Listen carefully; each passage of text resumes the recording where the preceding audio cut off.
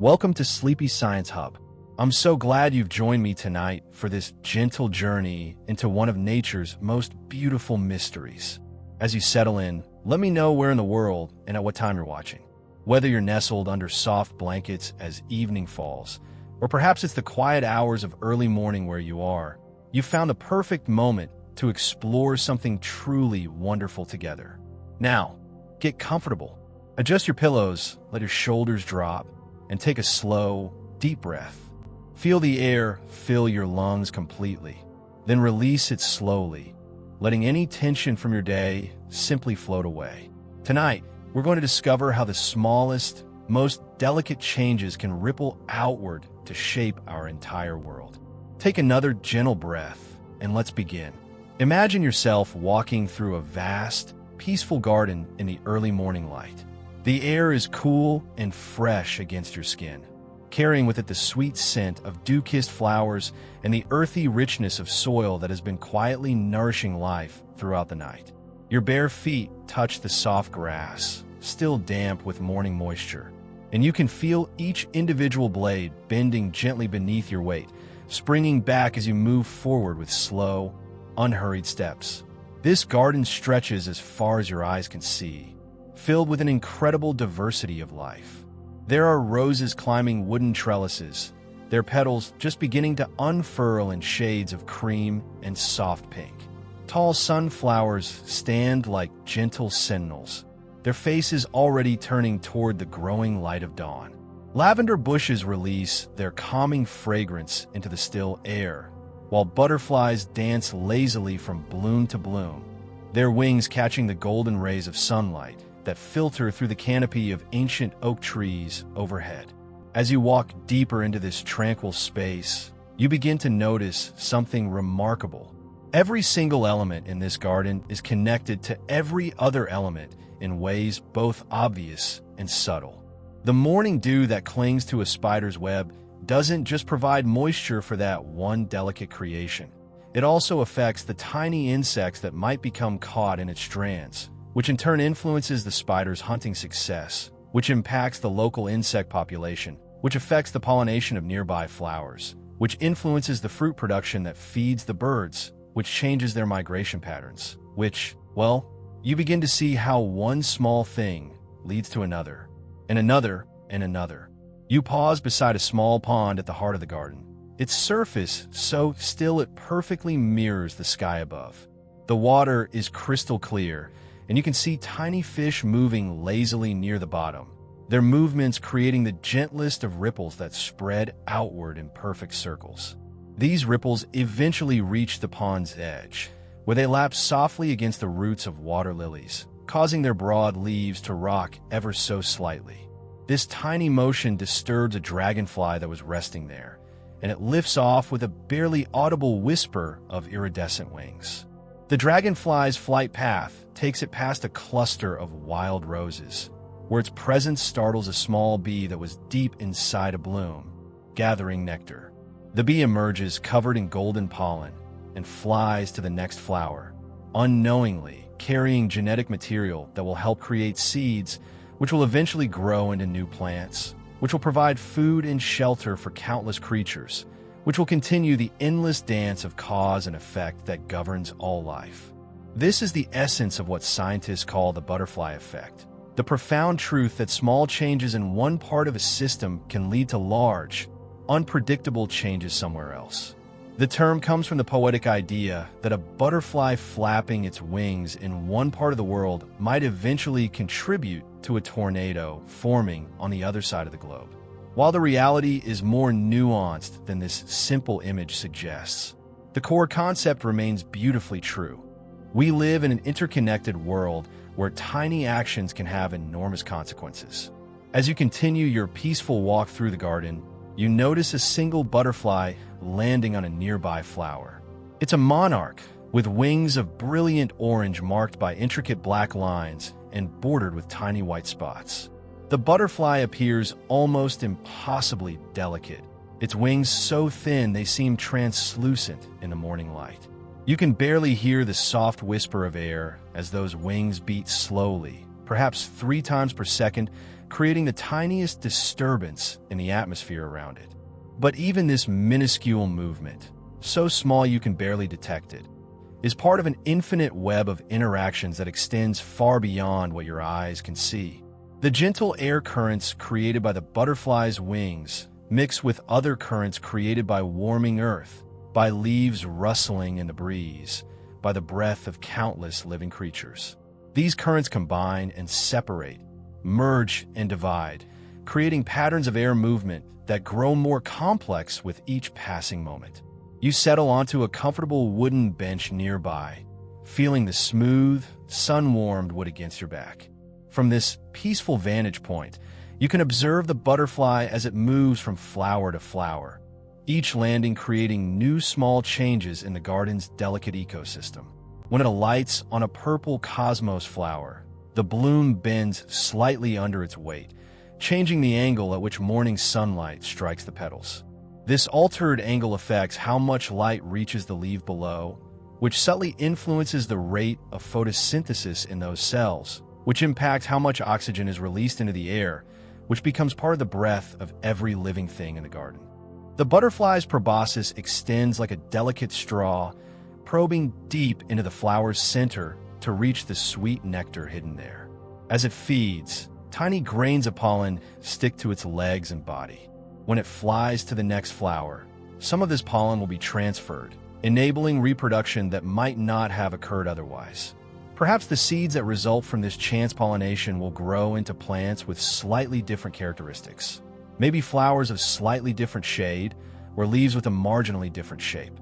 These small variations will affect which insects are attracted to them, which birds prefer to nest near them, which mammals choose to browse their foliage. The morning sun climbs higher, warming the air and creating gentle thermal currents that rise from the earth. The butterfly, with its remarkable ability to sense these invisible rivers of warm air, adjusts its flight path to take advantage of them. It spirals upward on one of these thermals, riding the current with barely a flutter of its wings, conserving energy for the long journey that lies ahead. For this monarch is not just any butterfly. It's part of one of nature's most extraordinary migrations, a journey that will take it hundreds or even thousands of miles from this peaceful garden. As the butterfly rises higher, caught in the warming air, it becomes part of something much larger than itself. The thermal that carries it is connected to other thermals, creating a complex, three-dimensional landscape of air currents that extends high into the atmosphere. Weather systems are born from the interaction of countless such currents, each one influenced by factors as varied as the temperature of the ocean, the angle of the sun, the presence of mountains and forests, and yes, even the tiny disturbances created by millions of butterfly wings. You lie back on the warm grass, looking up at the butterfly as it dances higher and higher on the invisible currents. The morning sky is a pale blue canvas dotted with wisps of white clouds that seem to barely move in the gentle upper-level winds. But even these apparently stationary clouds are constantly changing, their water droplets evaporating and condensing in response to minute variations in temperature and humidity. Some of this moisture originally evaporated from the pond beside you, lifted into the atmosphere by the same warming process that created the thermal currents the butterfly is riding. The interconnectedness of it all is both humbling and deeply peaceful. Every breath you take contains molecules that have been part of countless other breaths, from creatures great and small, across thousands of years. The carbon dioxide you exhale becomes part of the air that surrounds the plants in this garden, helping them grow and produce the oxygen that sustains all life. The warmth of your body creates its own tiny thermal currents, too small to see but real nonetheless, adding to the complex dance of air movements that influence weather patterns on scales from local to global. As you rest in this tranquil space, you begin to understand that you, too, are part of this vast web of cause and effect. Your presence in the garden changes it in subtle ways. The pressure of your body on the grass affects the soil beneath, creating microscopic changes in the network of roots and fungi that connect the plants underground. Your breath adds moisture and carbon dioxide to the air. Your movement through the space might influence where insects choose to fly, where birds decide to land, where the wind carries pollen and seeds. The butterfly, now barely visible as a distant speck of orange against the blue sky, has become part of a much larger story.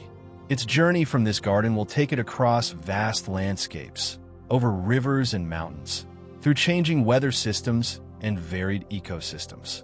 Along the way, it will interact with countless other elements of the natural world, each interaction creating new possibilities, new pathways for change to ripple outward.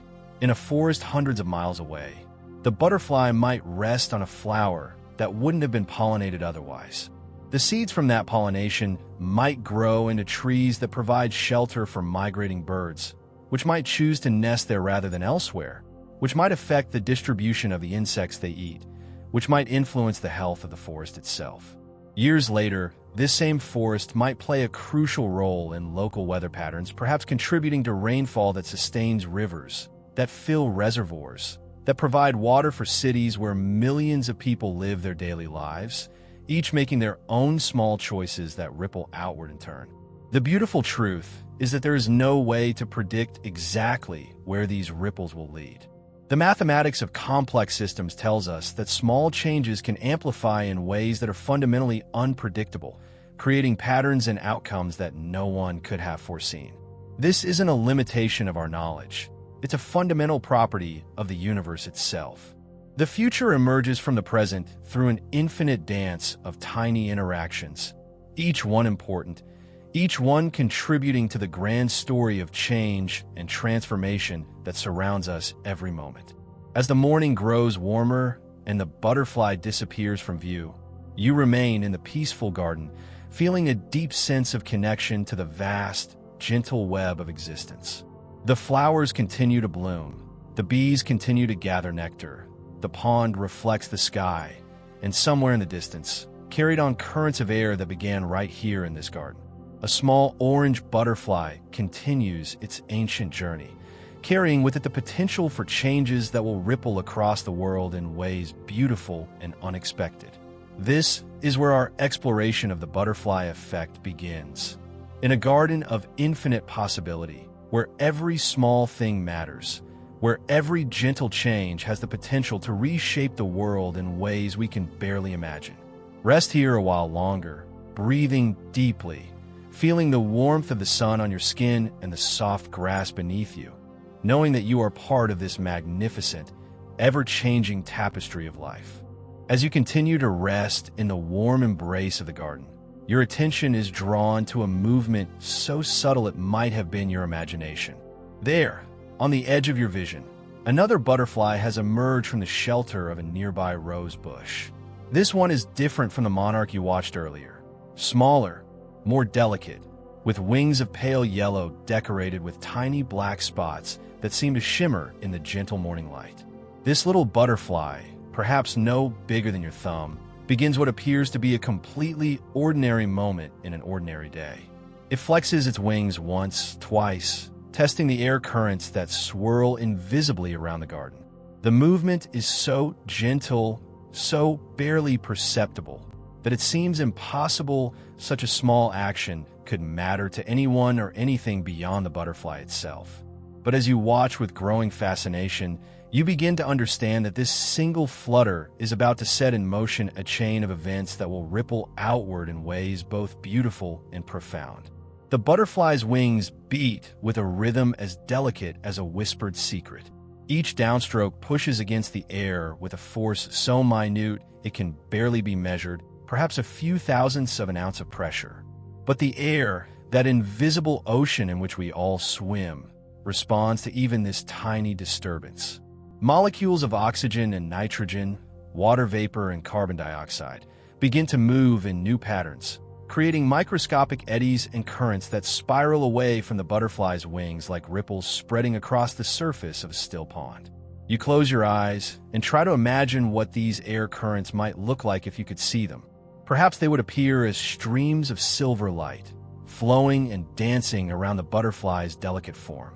The downstroke of the wings creates a small column of air that moves downward and outward, while the upstroke generates a different pattern, pulling air from above into the sides. These two movements, repeated dozens of times per minute, create a complex, ever-changing sculpture of moving air that extends in all directions from the butterfly's position. The beauty of this moment lies not just in what you can see, but in what you cannot. Those invisible air currents carry with them the potential for change. They mix with other currents, the warm air rising from sun-heated earth, the cool breeze that has traveled across the pond, the gentle circulation created by the difference in temperature between the shaded areas under the trees and the open spaces where flowers bask in full sunlight. All of these currents interact, combine, and separate in patterns of extraordinary complexity.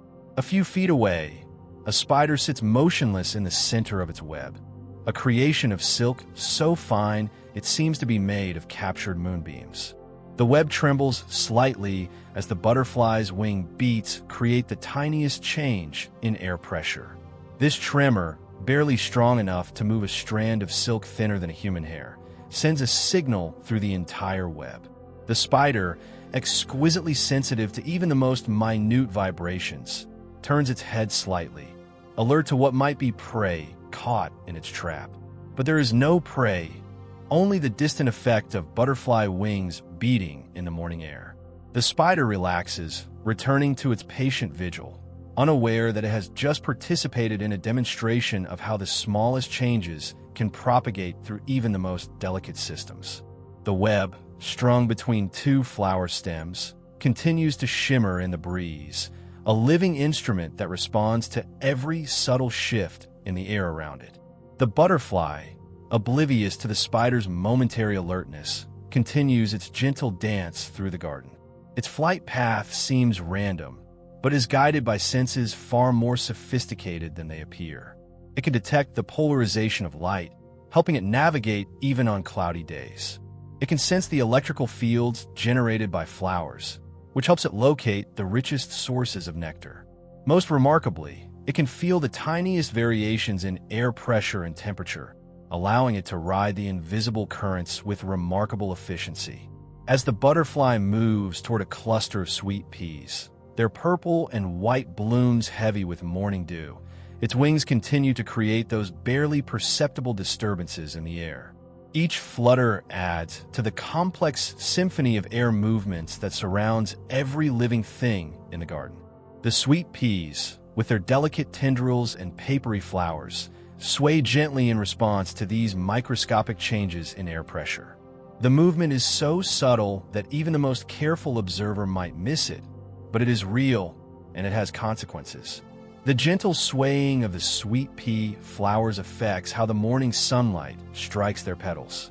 Light that would have been reflected in one direction is now reflected in another. Some of this light reaches the ground at a slightly different angle, warming the soil by a fraction of a degree. This tiny increase in temperature affects the rate at which moisture evaporates from the earth, adding a few more water molecules to the air. These molecules rise on invisible currents of warm air, joining the vast circulation of moisture that connects every garden to every other garden, every forest to every ocean, every breath to every cloud. The butterfly alights on one of the sweet pea flowers, and for a moment, the garden seems to hold its breath.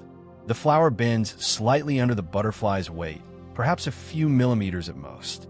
This movement changes the tension in the flower's stem, which affects how water moves up from the roots to the petals. The change is infinitesimal, but it is part of the plant's continuous response to its environment. The sweet pea, like all living things, is constantly adjusting to countless small changes, each adjustment creating new possibilities for change to ripple outward. As the butterfly extends its proboscis to drink from the flower's nectar, it disturbs the air inside the bloom. This creates a tiny current of air that carries with it the flower's scent, a complex mixture of chemical compounds that have evolved over millions of years to attract pollinators. The scent molecules, lighter than air, rise on the warm currents created by the butterfly's wings and the sun-heated petals. They drift across the garden, becoming part of the complex bouquet of fragrances that fills the morning air. 50 yards away, a honeybee is working among a patch of lavender, its fuzzy body already dusted with pale purple pollen. The bee's highly sensitive antennae detect the sweet pea's scent as it mixes with the lavender's fragrance. The bee pauses in its work, antenna twitching as it processes this new information. The scent tells the bee that there is another source of nectar nearby, but the bee is already heavily loaded with pollen and nectar from the lavender. It makes a decision, a tiny calculation based on energy expenditure and potential reward, and continues working among the lavender plants. But the bee's moment of hesitation has consequences. It spent just a few seconds longer on the lavender flower it was visiting, extracting a bit more nectar than it might have otherwise. This small delay means that when it finally flies back to its hive, it arrives at a slightly different time than it would have if the butterfly had not disturbed the air around the sweet peas. The bee's return coincides with the departure of another bee, creating a brief traffic jam at the hive entrance. This tiny disruption in the hive's schedule affects the efficiency of the entire colony's foraging operation, changing which flowers are visited and when. The butterfly, meanwhile, has finished feeding and takes to the air again. Its wings beat in that same gentle rhythm, creating new disturbances in the air that layer upon all the previous ones. The cumulative effect is like a three-dimensional symphony of air movements, each note contributing to a harmony that extends far beyond the boundaries of the garden. The butterfly's flight path takes it over the small pond, where its wing beats create tiny pressure waves that travel down to the water surface. The water, always responsive to even the smallest changes in the air above it, develops microscopic ripples where the pressure waves strike. These ripples are far too small to see with the naked eye, but they are real, and they interact with all the other countless ripples and currents that constantly play across the pond surface. The movement of the water affects how light reflects from its surface, creating subtle changes in the patterns of light and shadow that dance on the pond's bottom. A small fish, no bigger than your little finger, notices these changing patterns of light. Its primitive brain interprets the changes as a possible threat or, perhaps, as a sign of food at the surface.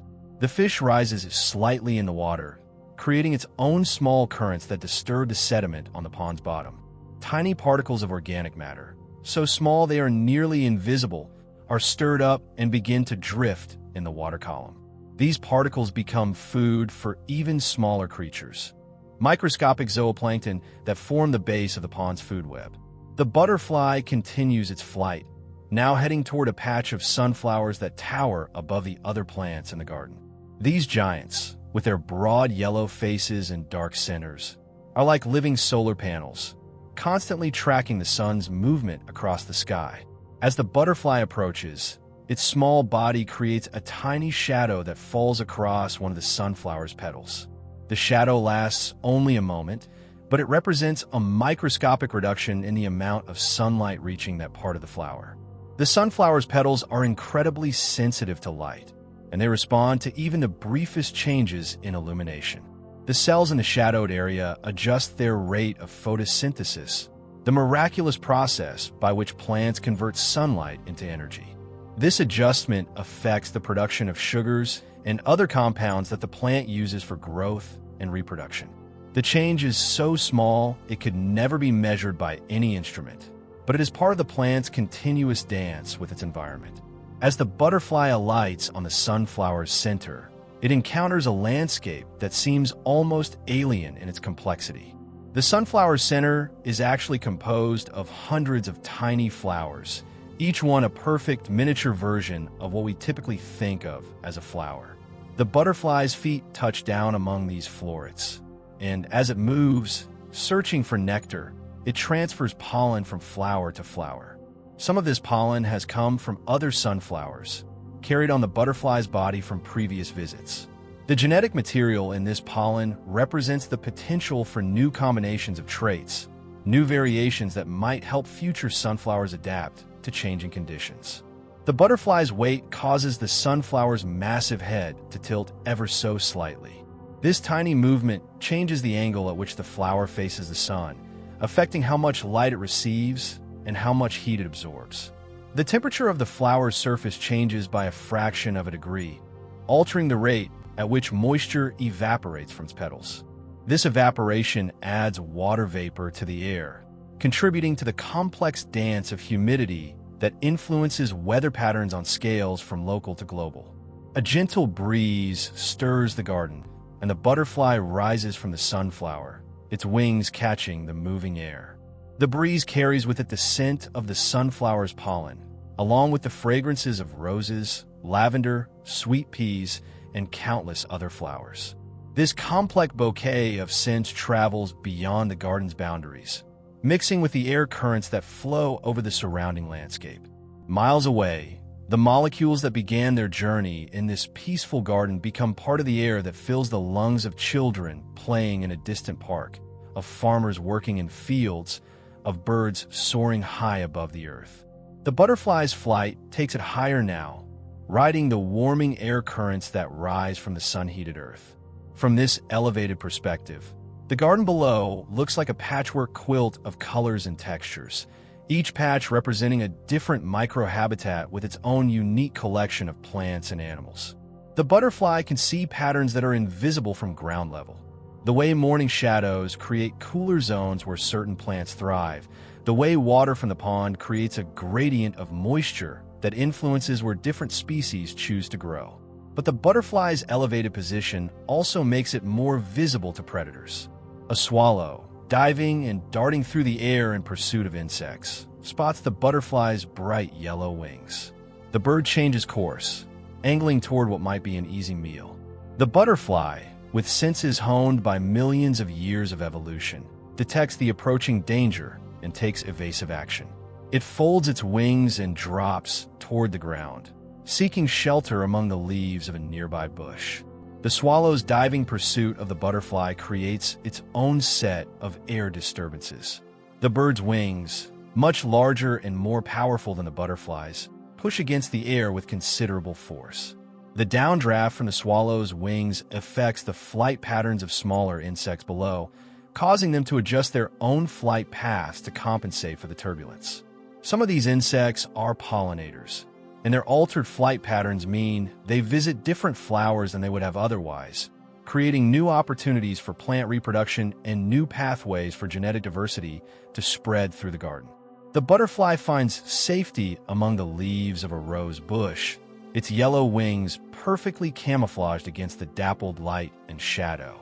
The swallow, unable to follow its prey into the dense foliage, continues its hunt elsewhere. The butterfly remains still for several minutes, allowing its racing heart to slow and its systems to return to normal. During this time of rest, it continues to affect its environment in subtle ways. Its breathing adds tiny amounts of carbon dioxide to the microenvironment around the rose bush, contributing to the complex mix of gases that the plant uses for photosynthesis. The rose bush itself is a community of interconnected organisms. Its roots extend deep into the soil, where they interact with countless microorganisms, bacteria and fungi that help the plant absorb nutrients and water. The butterfly's presence affects the humidity and temperature around the rose bush's leaves, which influences the activity of these microorganisms. Some become more active, others less so, creating changes in the availability of nutrients that affect the plant's growth and health. As the butterfly rests, a small ant crawls across its path. The ant, following a scent trail left by its sisters, pauses when it encounters the unfamiliar scent of the butterfly. For a moment, the ant's behavior changes. It circles the spot where the butterfly's scent is strongest, trying to determine if this represents a threat or an opportunity. The ant's brief detour from its planned route is insignificant in itself, but it delays the ant's return to its colony by a few seconds. This tiny delay affects the timing of the colony's communication system, changing when and how information about food sources is shared among the workers. The interconnectedness of these events is both beautiful and profound. The butterfly's first flutter, that seemingly insignificant beat of delicate wings, has set in motion a chain of cause and effect that now extends throughout the garden and beyond. Each small change has created new possibilities for change. Each interaction has opened new pathways for influence to flow from one part of the system to another. The butterfly effect is not a single event, but a continuous process, a never-ending dance of small changes that ripple outward in ever-widening circles. As the morning progresses and the sun climbs higher in the sky, the butterfly emerges from its shelter among the rose bushes. Its wings have dried completely from the earlier dew, and the warming air provides perfect conditions for flight. The butterfly takes to the air once more, its gentle wing beats creating new disturbances in the atmosphere, new possibilities for change to ripple outward into the world. Each flutter of its wings is both an ending and a beginning, a completion of one small cycle and the start of countless others. The garden continues to breathe around the butterfly, each plant and animal playing its part in the grand symphony of life. The sweet peas continue to sway gently in the breeze, their movements affecting how light falls on the ground beneath them. The honeybee continues its work among the lavender, its flight path subtly altered by the scent molecules that drifted from the butterfly's earlier visit to the sweet peas. The spider waits in its web, sensitive to every vibration that travels through the air. The pond reflects the sky, its surface disturbed by the tiniest pressure waves created by wings both seen and unseen. And through it all, the butterfly continues its dance, each movement a small miracle of cause and effect, each flutter a gentle reminder that in this interconnected world, every small thing matters. Every tiny change has the potential to create something beautiful and unexpected. The first flutter has become a symphony, and the symphony continues to grow, note by note, beat by beat, in the endless dance of life itself. As the morning sun reaches its gentle zenith in the garden sky, you find yourself drawn once again to the tranquil pond at the heart of this peaceful sanctuary. The water's surface appears perfectly still, like a mirror made of liquid silver that reflects the soft white clouds drifting overhead. But as you settle beside the water's edge, feeling the cool earth beneath you and breathing in the fresh, moisture-laden air that rises from the pond, you begin to understand that this apparent stillness is an illusion. The water is alive with movement, responding to influences both seen and unseen in ways that demonstrate the butterfly effect with crystalline clarity. You lean forward slightly, careful not to disturb the delicate ecosystem at the water's edge, and observe the surface with new eyes. What appear to be perfect stillness reveals itself to be a complex tapestry of subtle movements. Tiny ripples, barely visible to the naked eye, constantly cross and recross the surface.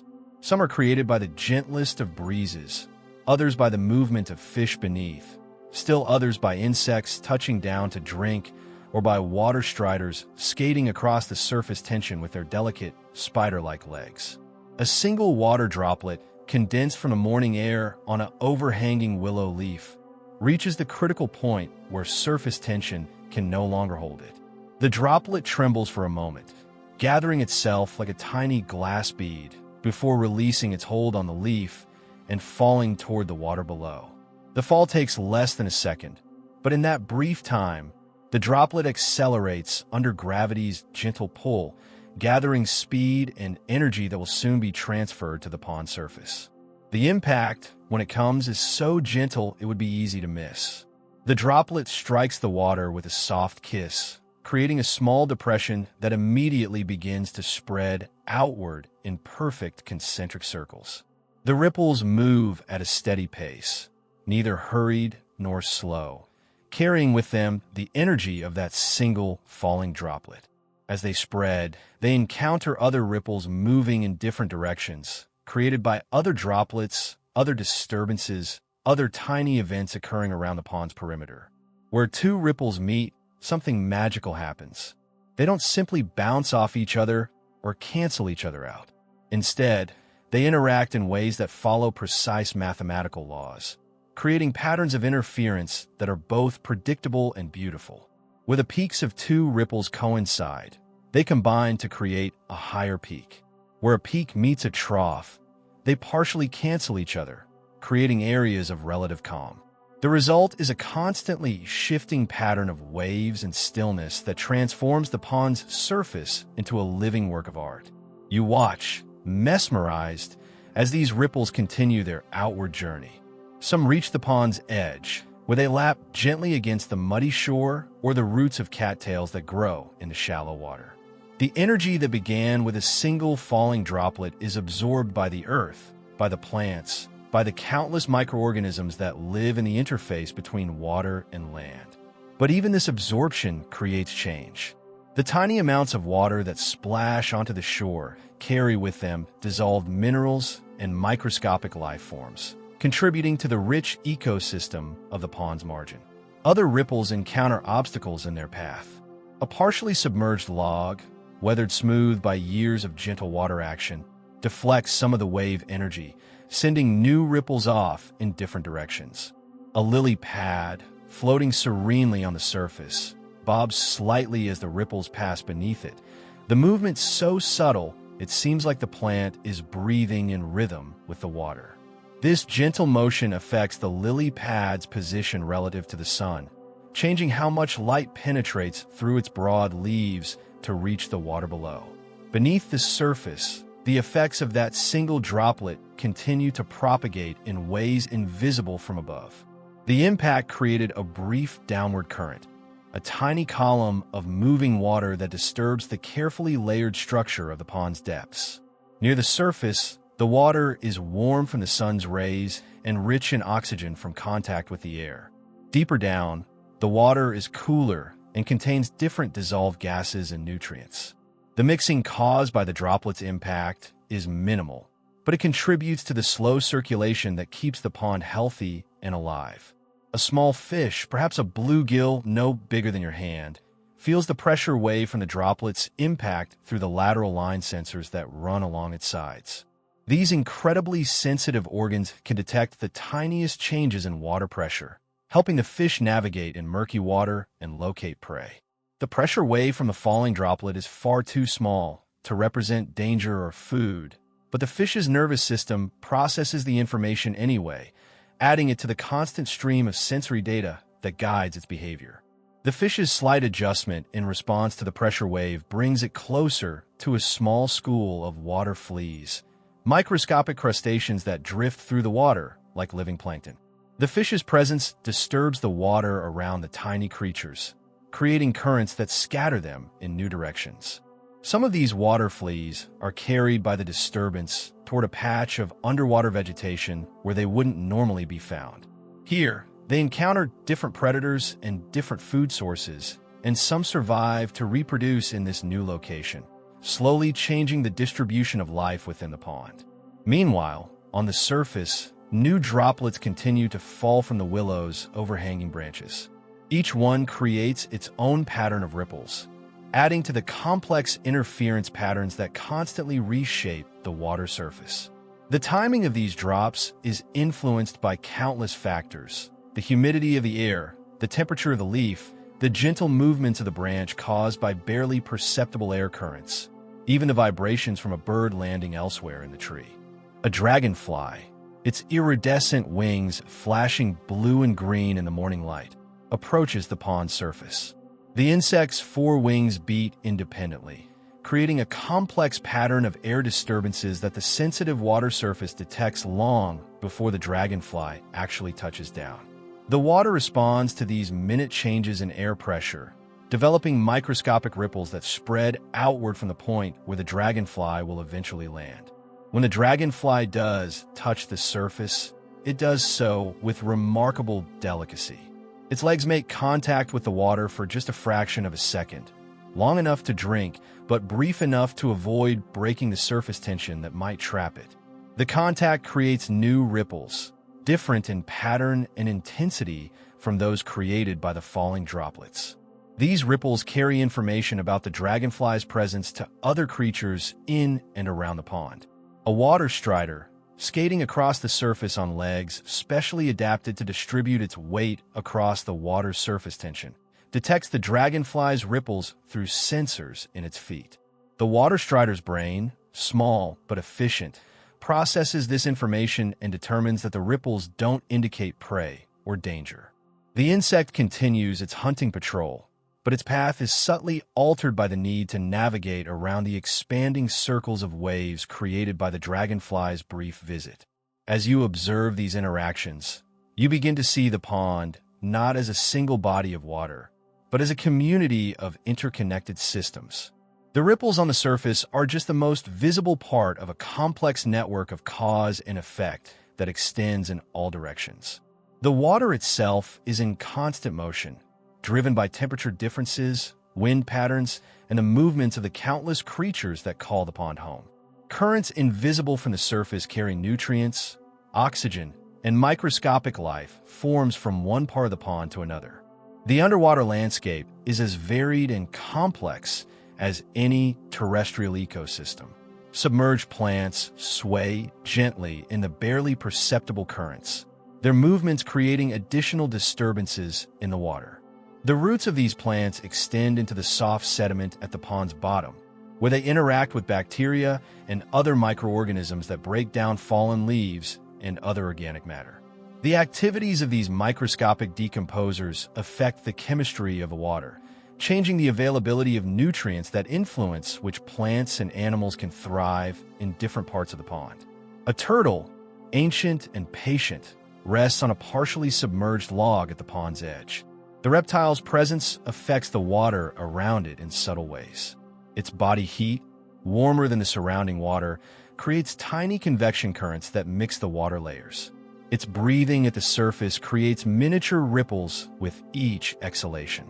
Even its stillness has effects. The shadow it casts changes the temperature of the water beneath it, affecting the behavior of temperature-sensitive microorganisms. The turtle's keen eyes observe the changing patterns of light and shadow on the pond surface. These patterns, created by the interaction of sunlight with the constantly moving ripples, provide information about conditions both above and below the water. A sudden change in the light patterns might indicate the approach of a predator flying overhead, or the movement of prey fish beneath the surface. The turtle's response to these visual cues, whether to remain motionless or to slip quietly into deeper water, creates new disturbances that propagate throughout the pond's ecosystem. As the morning progresses, the sun's angle changes, altering how light penetrates the water. The ripples on the surface act like thousands of tiny lenses, focusing and dispersing the sunlight in constantly changing patterns. This affects photosynthesis in the underwater plants, changing the rate at which they produce oxygen and absorb carbon dioxide. Areas of the pond bottom that receive focused sunlight become slightly warmer, creating microenvironments that favor different types of microscopic life. The butterfly you observed earlier returns to the pond, attracted by the moisture-rich air and perhaps by the insects that gather near the water. As it flies over the surface, its wing beats create pressure waves in the air that translate into subtle disturbances in the water below. These disturbances are far too small to create visible ripples, but they're part of the constant exchange of energy between the atmosphere and the water that drives weather patterns and local climate conditions. A gentle breeze begins to stir, ruffling the pond's surface and temporarily obscuring the delicate ripples created by individual droplets and insects. But the breeze itself is part of the same system of interconnected changes. The water's surface absorbs energy from the wind, using it to drive mixing and circulation. The evaporation caused by the moving air carries water molecules up into the atmosphere, where they become part of the clouds that will eventually return the water to Earth as rain, completing one of nature's most fundamental cycles. The cattails at the pond's edge sway gently in the breeze, their movement creating small waves that interact with all the other disturbances crossing the water surface. The plant's roots, extending deep into the muddy sediment, help stabilize the shoreline while also filtering nutrients from the water. This filtering process affects the water's chemistry, which in turn influences the types of algae and bacteria that can survive in different parts of the pond. A great blue heron, moving with the patience and precision that has made its species successful for millions of years, wades slowly through the shallow water near the shore. Each step the bird takes creates ripples that spread across the pond's surface, carrying information about the heron's presence to every creature in the water. Small fish scatter from its path, their movements creating additional disturbances that layer upon the heron's wake. The bird's sharp eyes scan the water, reading the surface patterns to locate the movements of potential prey beneath. When a heron strikes, the action is swift and precise. Its long neck extends like a coiled spring releasing, and its beak pierces the water's surface with barely a splash. The successful capture of a small fish creates a brief but significant disturbance in the local ecosystem. The fish's removal affects the population dynamics of its species, while the heron's feeding success influences its decision about where to hunt next. The ripples from a strike spread outward, carrying news of the predation event to the entire pond community. But even this dramatic event is just one note in the pond's ongoing symphony of cause and effect. The ripples from the heron's strike interact with ripples from continuing droplets, from the movements of water striders, from the gentle lapping of waves against the shore. Each interaction creates new patterns, new pathways for energy and information to flow through the system. The pond responds to these inputs as a unified whole, its surface constantly adjusting and readjusting to maintain the complex balance that allows so many different forms of life to coexist in this small space. As you continue to watch, you begin to understand that the pond is not separate from the garden around it, but an integral part of a larger system. The ripples that seem to end at the water's edge actually continue their influence in new forms. Water that splashes onto the shore carries with it dissolved nutrients that feed the plants growing there. Moisture that evaporates from the surface becomes part of the humidity that other plants depend on. The insects that breed in the pond become food for the birds that nest in the surrounding trees, while the droppings from those birds fall back into the water, completing cycles of nutrient exchange that connect water and land in endless loops of mutual dependence. The morning light, filtering through the leaves of the overhanging willow, creates dancing patterns of brightness and shadow on the pond's surface. These patterns change constantly as the ripples move and interact, creating a visual display that seems almost deliberately artistic. But this beauty is not separate from function. The changing light patterns provide information that creatures both above and below the water use to navigate, hunt, and avoid predators. Even the aesthetic experience you're having as you watch is part of the pond's effect on its environment, influencing your thoughts and emotions in ways that might affect your future actions and decisions. A small splash draws your attention to the far side of the pond, where a frog has jumped from a lily pad into the water. The amphibian's entry creates a more dramatic disturbance than anything you've observed so far, with ripples that are clearly visible as they race across the surface. But even this larger event follows the same principles you've been observing. The ripples spread outward in perfect circles, interacting with other waves and disturbances according to the same mathematical laws that govern the gentlest droplet-created ripples. The frog's dive affects the underwater environment as well. Its swimming creates currents that disturb the sediment on the pond bottom, temporarily clouding the water and changing the light conditions for the plants and animals below. Some creatures take advantage of the temporary concealment to move to new locations, while others retreat to safety until the water clears. The frog's presence in the water also affects the local chemistry, as its skin releases compounds that some creatures find attractive and others find repellent. As the ripples from the frog's entry begin to fade, new disturbances take their place. A mayfly touches down on the surface, its delicate body creating the smallest possible ripples as it drinks. A fish rises to investigate the insect, creating rings of waves that spread outward from the point of disturbance. A leaf falls from the willow tree, spinning gently as it descends before settling on the water's surface, where it will slowly absorb water and eventually sink, becoming part of the organic matter that feeds the pond's decomposer community. Each of these events, no matter how small, contributes to the pond's ongoing story of interconnection and change. The water remembers every disturbance, even as it constantly moves and flows in response to new influences. The ripples that cross its surface are like visible thoughts, carrying information and energy from one part of the system to another, ensuring that no part of the pond is ever truly isolated from any other part. As you rise from your peaceful observation post beside the water, you carry with you a new understanding of how profoundly interconnected all things are. The pond has taught you that stillness is an illusion, that every system, no matter how peaceful it appears, is alive with movement and change.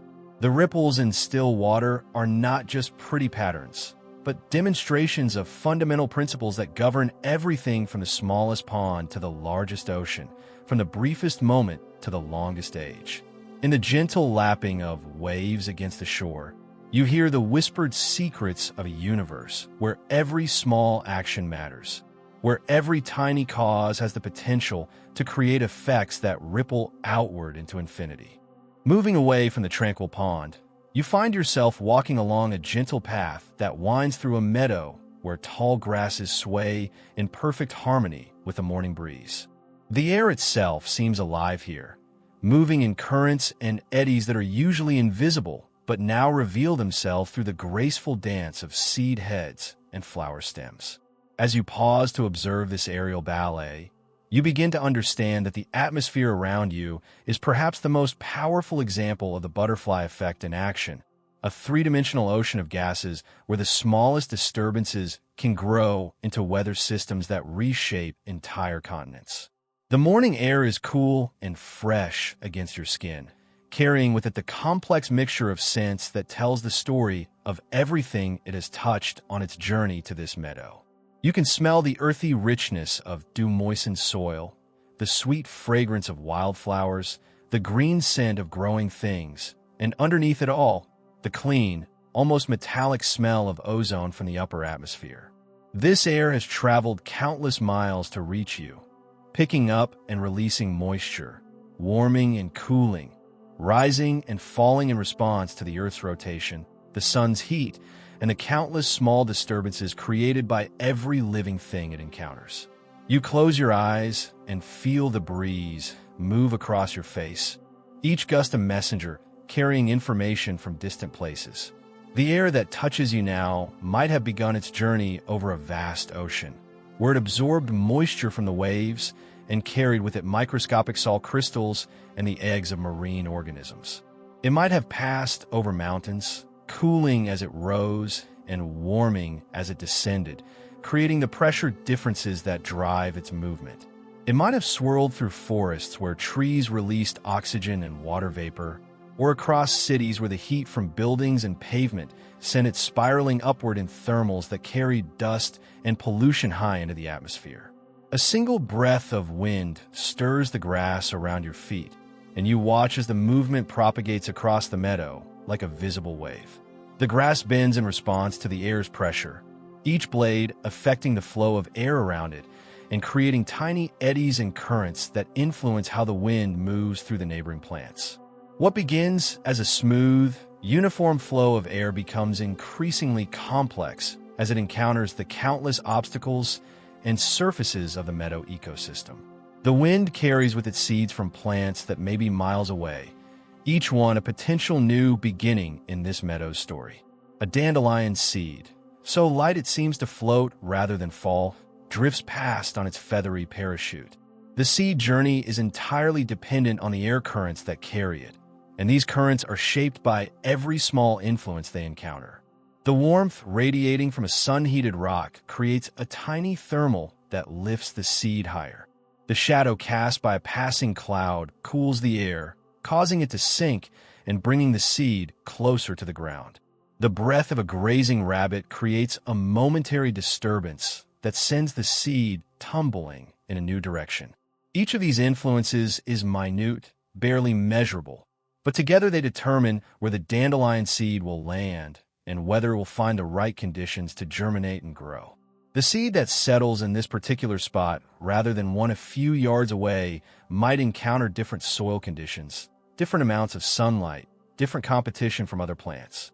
These differences could determine not only whether the seed survives, but also what genetic traits it passes on to its offspring, gradually influencing the evolution of dandelions in this region over countless generations.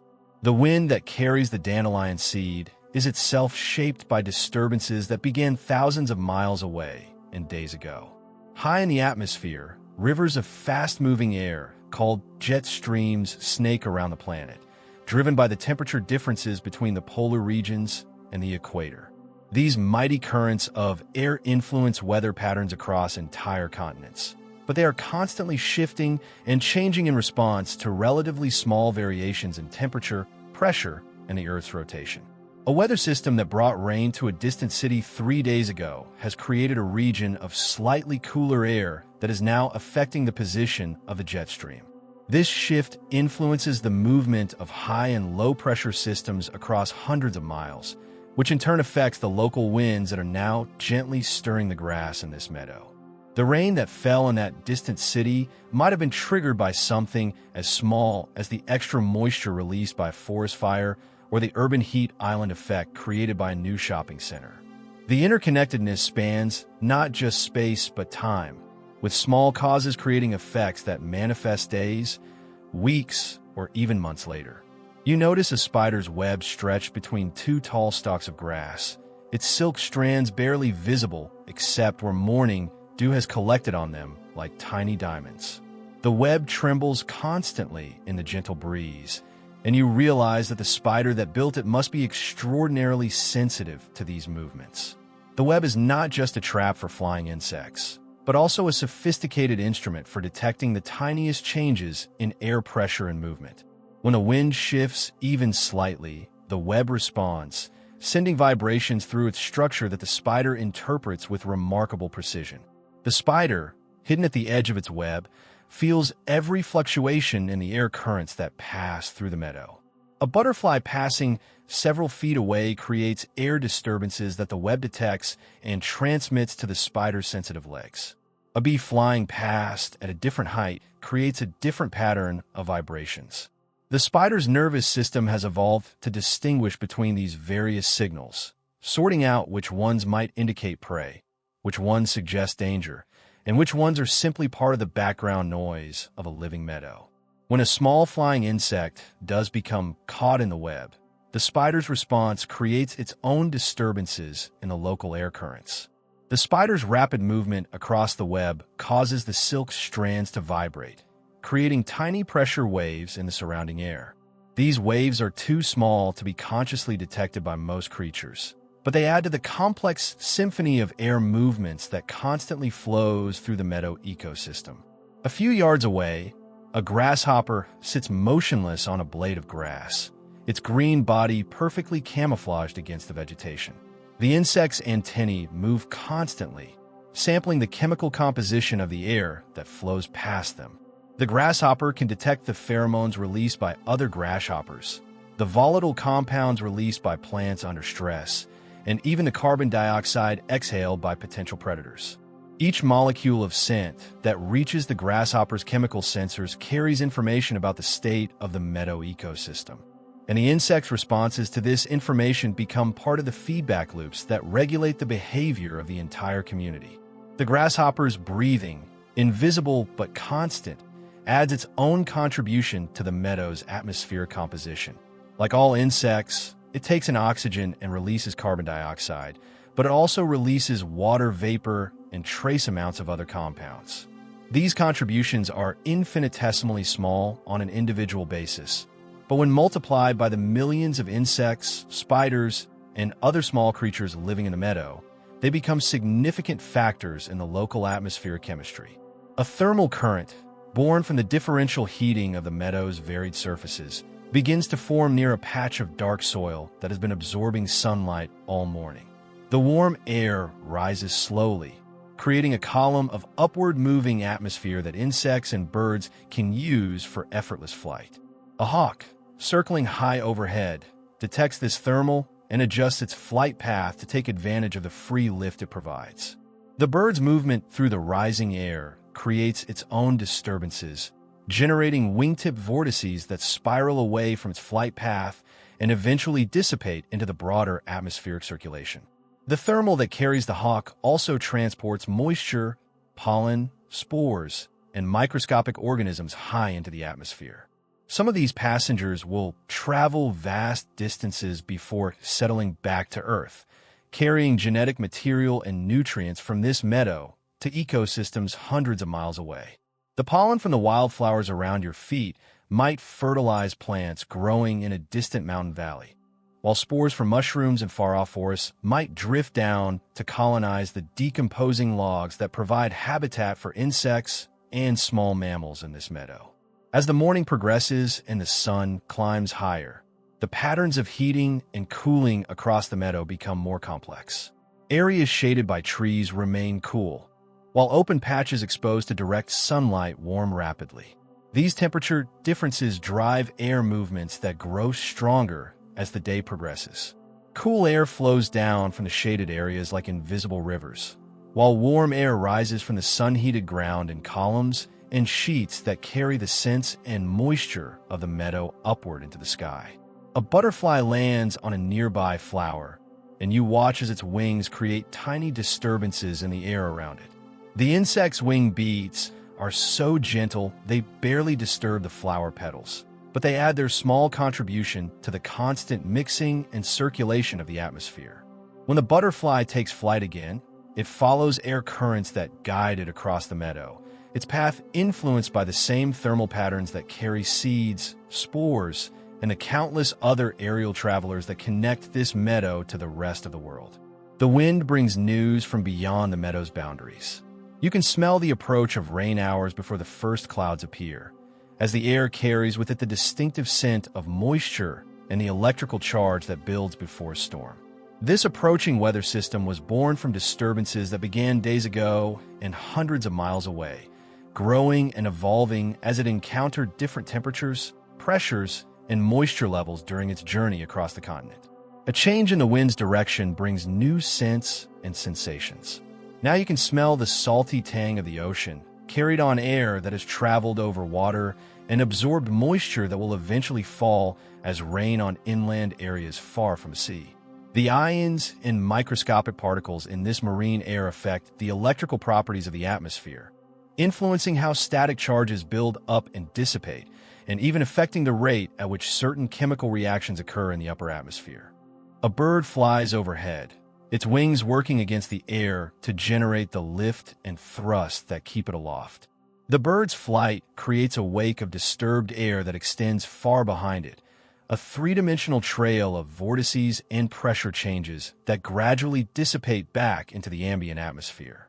Other birds flying through this wake must adjust their own flight patterns to compensate for the turbulence, creating additional disturbances that layer upon the first bird's effects.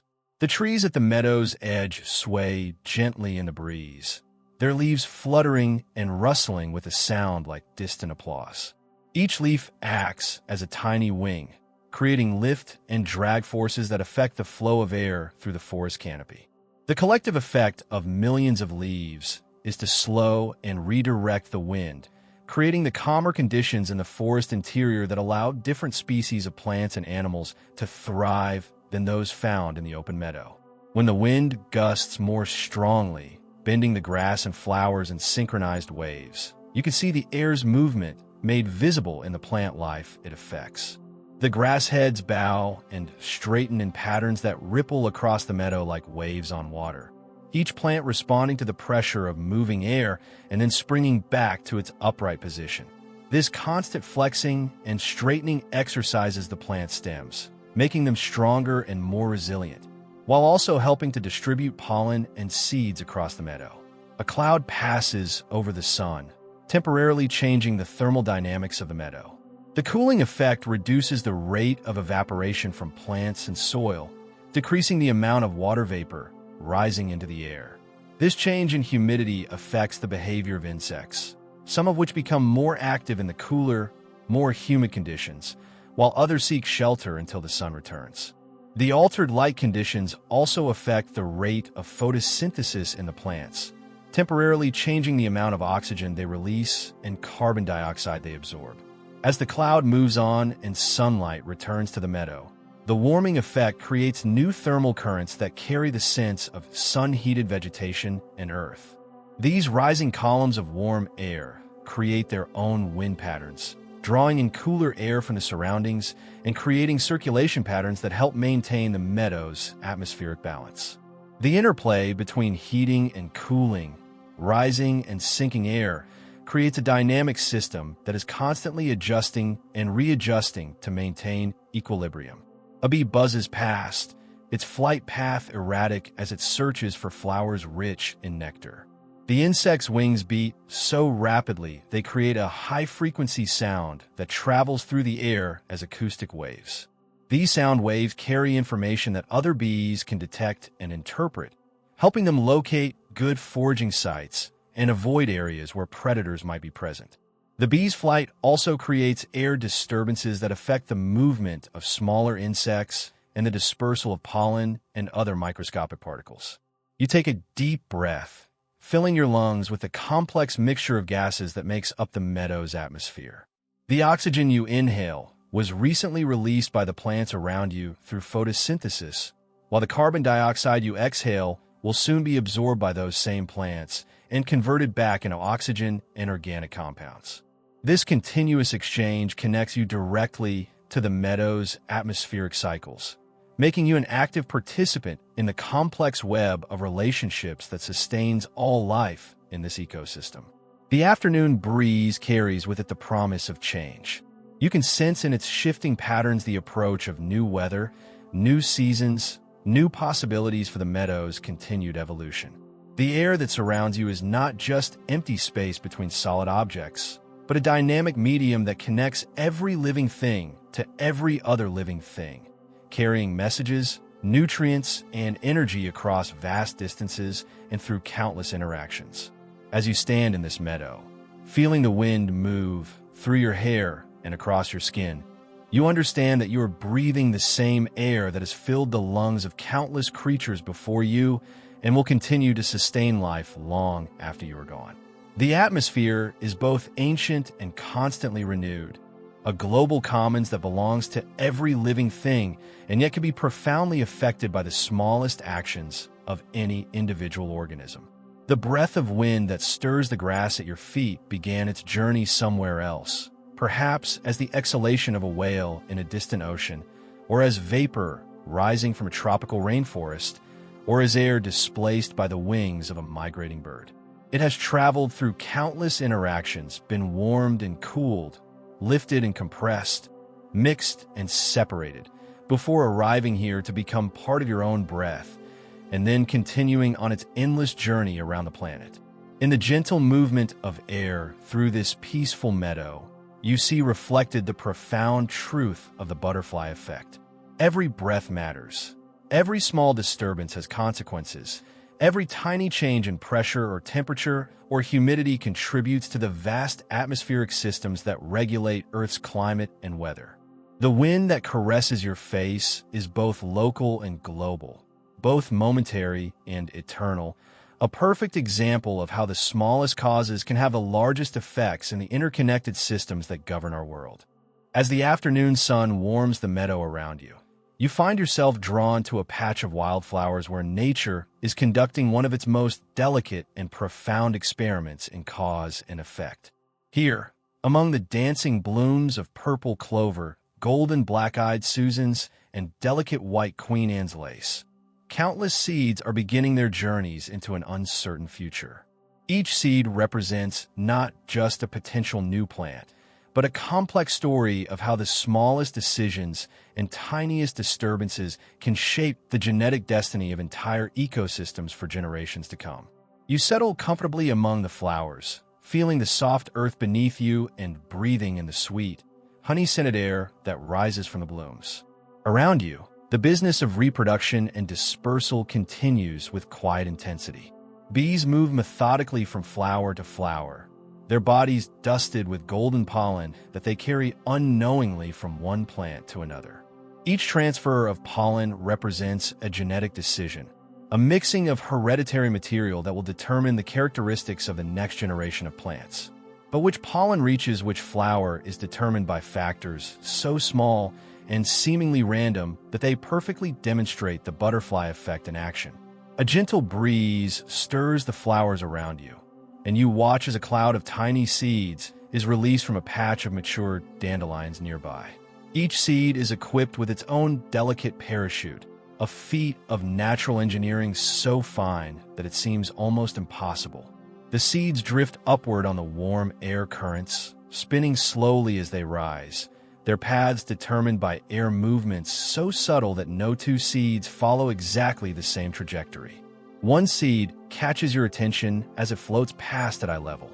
Its journey began moments ago when the breeze caused its parent plant to sway, loosening the seed's hold on the flower head. Now it spins gently in the air, its feathery parachute catching and releasing air currents in ways that determine not just where it will land, but potentially the future composition of plant communities across this entire region. The seed's weight, the exact structure of its parachute, the humidity of the air, the temperature gradients that create microcurrents. All of these factors influence its flight path in ways that are both precise and utterly unpredictable. As you watch, the seed encounters a thermal current rising from a patch of dark earth warmed by the afternoon sun.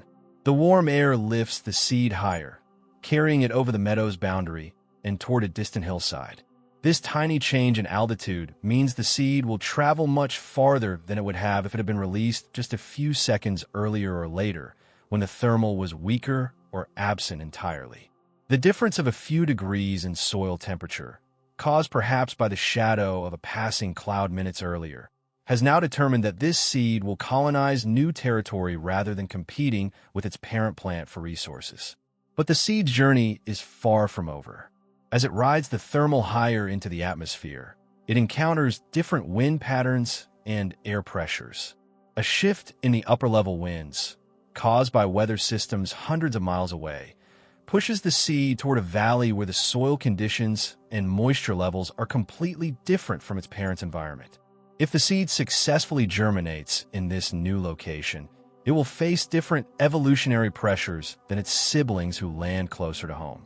Over many generations, these environmental differences could lead to the development of distinct populations with different characteristics, all because of the precise timing of when one tiny seed was released into the wind.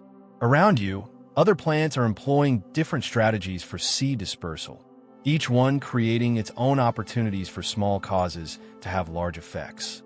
A patch of burdock plants has developed seeds covered with tiny hooks that catch on the fur of passing animals. A rabbit hops through the flowers nearby, and you watch as several burdock seeds attach themselves to its soft coat.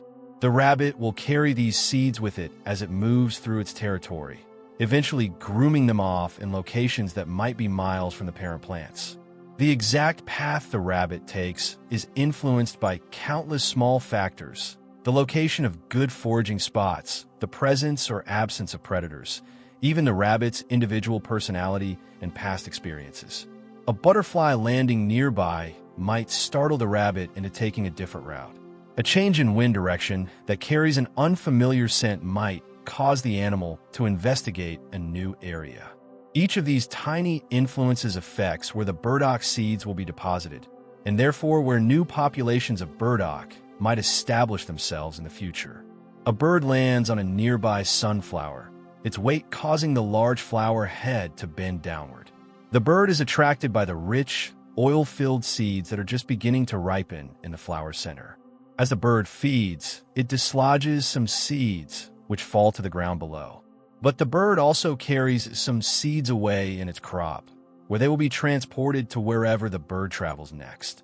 Some of these seeds might be regurgitated to feed the bird's young in a nest miles away, while others might pass through the bird's digestive system and be deposited with a rich package of fertilizer in a completely different habitat. The timing of the bird's visit is crucial. If it had arrived a week earlier, the seeds would not have been mature enough to germinate successfully. If it arrives a week later, other birds might have already harvested the best seeds. The exact timing of the bird's arrival was influenced by weather patterns that affected its migration route, the availability of food sources along the way, and countless other factors that trace back to small environmental changes occurring days or weeks earlier across vast geographic regions. You notice a spider's web stretched between two flower stems, and caught in its sticky strands are several tiny seeds that were traveling on the wind. These seeds, which might have established new plant colonies if they had continued their journey, will instead become part of the nutrients that support the spider and eventually the decomposer organisms that break down the web when it is abandoned. The spider's web, positioned where it is because of the spider's response to local wind patterns and prey availability, has intercepted these genetic messengers and redirected their energy into a completely different part of the ecosystem's food web. The placement of the web was determined by factors that seemed entirely unrelated to seed dispersal. The spider chose this location based on air currents that bring flying insects, the structural support provided by the flower stems, and the amount of morning dew that helps make the web visible to prey. But these same factors now affect which plant genes are removed from circulation and which are allowed to continue their journey to potential germination sites. A gentle gust of wind sets dozens of grass seed heads swaying in unison, creating a wave-like motion that travels across the meadow. Each grass plant releases its seeds at a slightly different time as the wave passes, creating a temporal spread in seed dispersal that reduces competition between siblings and increases the chances that some seeds will encounter optimal conditions for germination. The timing of seed release from each individual plant is determined by factors as subtle as the exact moisture content of the seed head, the flexibility of the stem, and microscopic variations in the structure of the attachment point between seed and plant. As you observe this synchronized dance of seed dispersal, you begin to understand how genetic diversity is maintained and enhanced through seemingly random processes.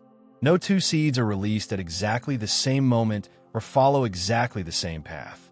This temporal and spatial spreading ensures that plant populations don't become too genetically uniform, which could make them vulnerable to diseases or environmental changes. The randomness that appears to govern seed dispersal is actually a sophisticated strategy that has evolved over millions of years to maximize the chances of species survival. A butterfly visits a patch of milkweed flowers nearby, and as it feeds on nectar, pollen sticks to its legs and body. When the butterfly moves to the next milkweed plant, some of this pollen is transferred, enabling sexual reproduction that creates seeds with genetic combinations different from either parent plant.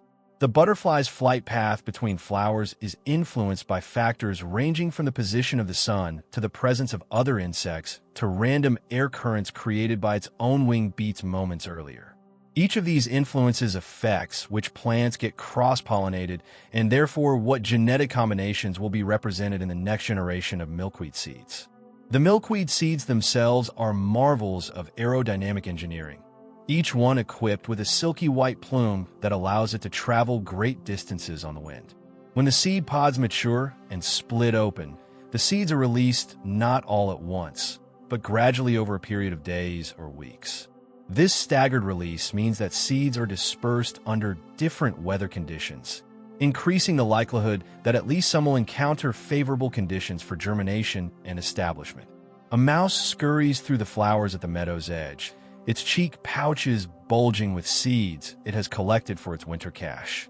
The mouse's hoarding behavior represents another mechanism by which small causes can have large effects on plant distribution. Some of the cached seeds will be eaten during the winter, but others will be forgotten or abandoned when a mouse establishes new territories or falls victim to predators. These forgotten seed caches become concentrated deposits of genetic material that can establish new plant colonies in locations where they might not have arrived through wind dispersal alone. The location of the mouse's cache is determined by factors that include the mouse's knowledge of safe hiding spots, the distribution of predators in its territory, and even random events like the discovery of particularly good caching sites. A cache hidden under a fallen log will experience different moisture and temperature conditions than one buried in open soil, affecting which seeds remain viable and which species will eventually grow from the cache. The mouse's individual behavior patterns, shaped by its genetics, experience, and immediate environmental conditions, thus influence the future plant composition of multiple microsites across its territory. As the afternoon light begins to slant at a lower angle, you notice how it illuminates the countless tiny parachutes of airborne seeds that fill the air around you. What appear to be empty space is actually thick with genetic travelers, each one carrying the hereditary information that could establish new populations, create hybrid offspring, or introduce beneficial mutations to distant plant communities. The air is like a vast library of genetic information, with books being constantly written, distributed, and opened in new locations where their contents will interact with local conditions to create novel stories of adaptation and survival. A cloud passes overhead, temporarily cooling the air and changing the atmospheric circulation patterns. The altered air currents redirect some airborne seeds toward different parts of the meadow, while others are carried higher into the atmosphere, where they might travel much greater distances. This brief change in weather, perhaps caused by atmospheric disturbances hundreds of miles away, affects the genetic composition of plant communities that won't even begin to establish themselves until next spring. The interconnectedness extends even to the soil beneath your feet, where millions of seeds from previous years lie dormant, waiting for the right combination of moisture, temperature, and light to trigger germination. Some of these seeds have been waiting for decades. Their life process is slowed almost to a halt, but still responsive to environmental cues. A change in the plant community above ground, caused by seeds dispersed this year, might alter the light conditions or soil chemistry enough to wake some of these long-dormant seeds, adding unexpected genetic diversity to future plant communities. You pick up a single seed that has landed near your hand, a small, dark seed from a wild bergamot plant, still attached to its feathery dispersal structure. This tiny package contains all the genetic information needed to create a complete plant, along with enough stored energy to sustain the developing seedling until it can photosynthesize on its own. But whether this seed will fulfill its potential depends on an almost infinite series of factors, from the macro-scale influences of climate and weather to the micro-scale interactions with soil organisms and chemical gradients. The seed's journey to this spot involved a complex interplay of wind patterns, plant physiology, and random timing. Its future depends on equally complex interactions between its genetic makeup and the environmental conditions it encounters. If it germinates successfully, the plant it becomes will produce its own seeds, each one carrying a slightly different genetic combination and potentially capable of adapting to conditions that would challenge its parent. As evening approaches and the wind begins to calm, fewer seeds take to the air, but the ones already traveling continue their journeys. Some will land in fertile soil where they will establish thriving new populations. Others will fall on rocky ground or in water where they cannot survive. Still others will be eaten by animals, their genetic potential redirected into the food webs that support countless other species. Each seed's fate represents a small experiment in evolution, a test of whether its particular genetic combination is well suited to the challenges of its new environment. The beauty of this system lies not in any individual seed's success or failure, but in the collective result of millions of such experiments occurring simultaneously across vast landscapes. The seemingly random dispersal of seeds ensures that genetic diversity is maintained and that plant populations can respond to environmental changes over time. Small causes, a gust of wind at just the right moment, a bird's decision to visit one flower instead of another, a mouse's choice of where to cache its winter supply, create the large effects that shape the evolutionary destiny of entire ecosystems. As you rise from your place among the wildflowers, brushing seed from your clothing that you will unknowingly carry to other locations, you understand that you too have become part of this vast dispersal network. The seeds that stick to your shoes and clothes will travel with you, perhaps to germinate in your garden or along the paths you walk. Your movements, like those of every other mobile organism, create opportunities for genetic material to travel between populations and establish new connections across the landscape.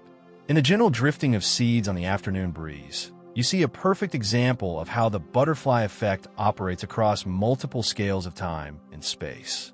The tiny disturbances that determine where each seed lands will influence plant communities for decades or centuries to come. Genetic combinations created by seemingly random pollination events might prove crucial for species survival in future environmental conditions that cannot be predicted. The seeds floating past you now carry within them the potential for changes that will ripple through ecosystems long after the parent plants have returned to the soil from which they grew. As the golden light of late afternoon begins to soften into the amber hues of evening, You find yourself walking slowly along a path that leads through a grove of ancient oak trees. Here, the passage of time becomes visible in ways both subtle and profound, and you begin to understand how the butterfly effect operates not just across space, but across the vast stretches of temporal change that we call seasons. Each season whispers its secrets to the next, and the smallest variations in timing, temperature, or moisture can create cascading changes that reshape entire ecosystems over months, years, and even decades. The oak trees around you are living calendars, their massive trunks recording the history of countless seasons in the patterns of their growth rings. But they are also active participants in the seasonal dance, responding to minute changes in day length, temperature, and moisture with adjustments that affect every other organism in their community. As you lean against the rough bark of one particularly ancient oak, feeling its solid presence and breathing in the earthy scent of fallen leaves, you begin to perceive the intricate web of seasonal cause and effect that surrounds you. The leaves above your head are just beginning their slow transformation from the deep green of summer to the gold and bronze that herald autumn's approach. This change is triggered not by a single dramatic event, but by the gradual shortening of daylight hours as Earth's orbit carries it through its annual journey around the sun. But the exact timing of when each leaf begins to change depends on factors so subtle that they demonstrate the exquisite sensitivity of living systems to small environmental variations. A leaf directly above you shows the first faint traces of yellow along its edges, while its neighbor remains completely green. The difference might be caused by tiny variations in the leaf's position relative to sunlight, microscopic differences in the leaf's internal structure, or even the influence of a nearby branch that creates slightly different air circulation patterns. These minute differences in individual leaves aggregate into the magnificent tapestry of autumn color that will transform the entire forest over the coming weeks. As you observe more closely, you notice that some trees in the grove are further along in their seasonal transformation than others. One oak, standing just a few yards away, shows significantly more color change than the tree you're leaning against. This difference might be due to genetic variations between the trees, slight differences in soil conditions, or variations in their exposure to environmental stresses earlier in the season. A dry spell in midsummer that lasted just a few days longer in one location than another could now be manifesting as a difference in the timing of autumn color change. The falling of a single leaf draws your attention to the ground, where you notice the thick carpet of decomposing organic matter that has accumulated over countless seasons. Each fallen leaf represents not just the end of one growing season, but the beginning of a complex process of decomposition that will feed the soil organisms and provide nutrients for next year's growth. The exact composition of this leaf litter affects which bacteria, fungi, and invertebrates will thrive in the soil community, which in turn influences the chemical and physical properties of the soil that the trees and other plants depend on. A gentle breeze stirs the canopy overhead, and several more leaves spiral down around you, each one following a unique path determined by its shape, weight, and the complex air currents moving through the forest. Where each leaf lands affects the local soil conditions in that spot, creating a mosaic of slightly different microenvironments across the forest floor. Some areas will receive more nutrients from decomposing leaves, while others will have better drainage or different moisture retention properties. These small differences in soil conditions will influence which plants can establish themselves in each location, gradually changing the composition of the forest understory over time. You notice a chipmunk scurrying among the fallen leaves, its cheeks bulging with acorns it has collected for its winter cache. The chipmunk's behavior is driven by seasonal cues that trigger its instinct to gather and store food before winter arrives. But the exact timing of when the chipmunk begins this collecting behavior depends on subtle environmental signals. Changes in air temperature, the angle of sunlight, the availability of food sources, and even social cues from other chipmunks in the area. The chipmunk's success in gathering enough food for winter depends on factors that trace back through the entire growing season and even to conditions in previous years. The abundance of acorns this fall, was determined by weather patterns during the spring flowering period, when temperature and moisture conditions affected pollination success. A late frost that lasted just a few hours longer than usual, or a rainy period that prevented bees from flying during peak flowering time, could have dramatically reduced this year's acorn crop, affecting not just the chipmunks, but all the creatures that depend on these nutritious seeds. As the chipmunk disappears into the underbrush with its harvest, you reflect on how its caching behavior will affect the forest's future composition.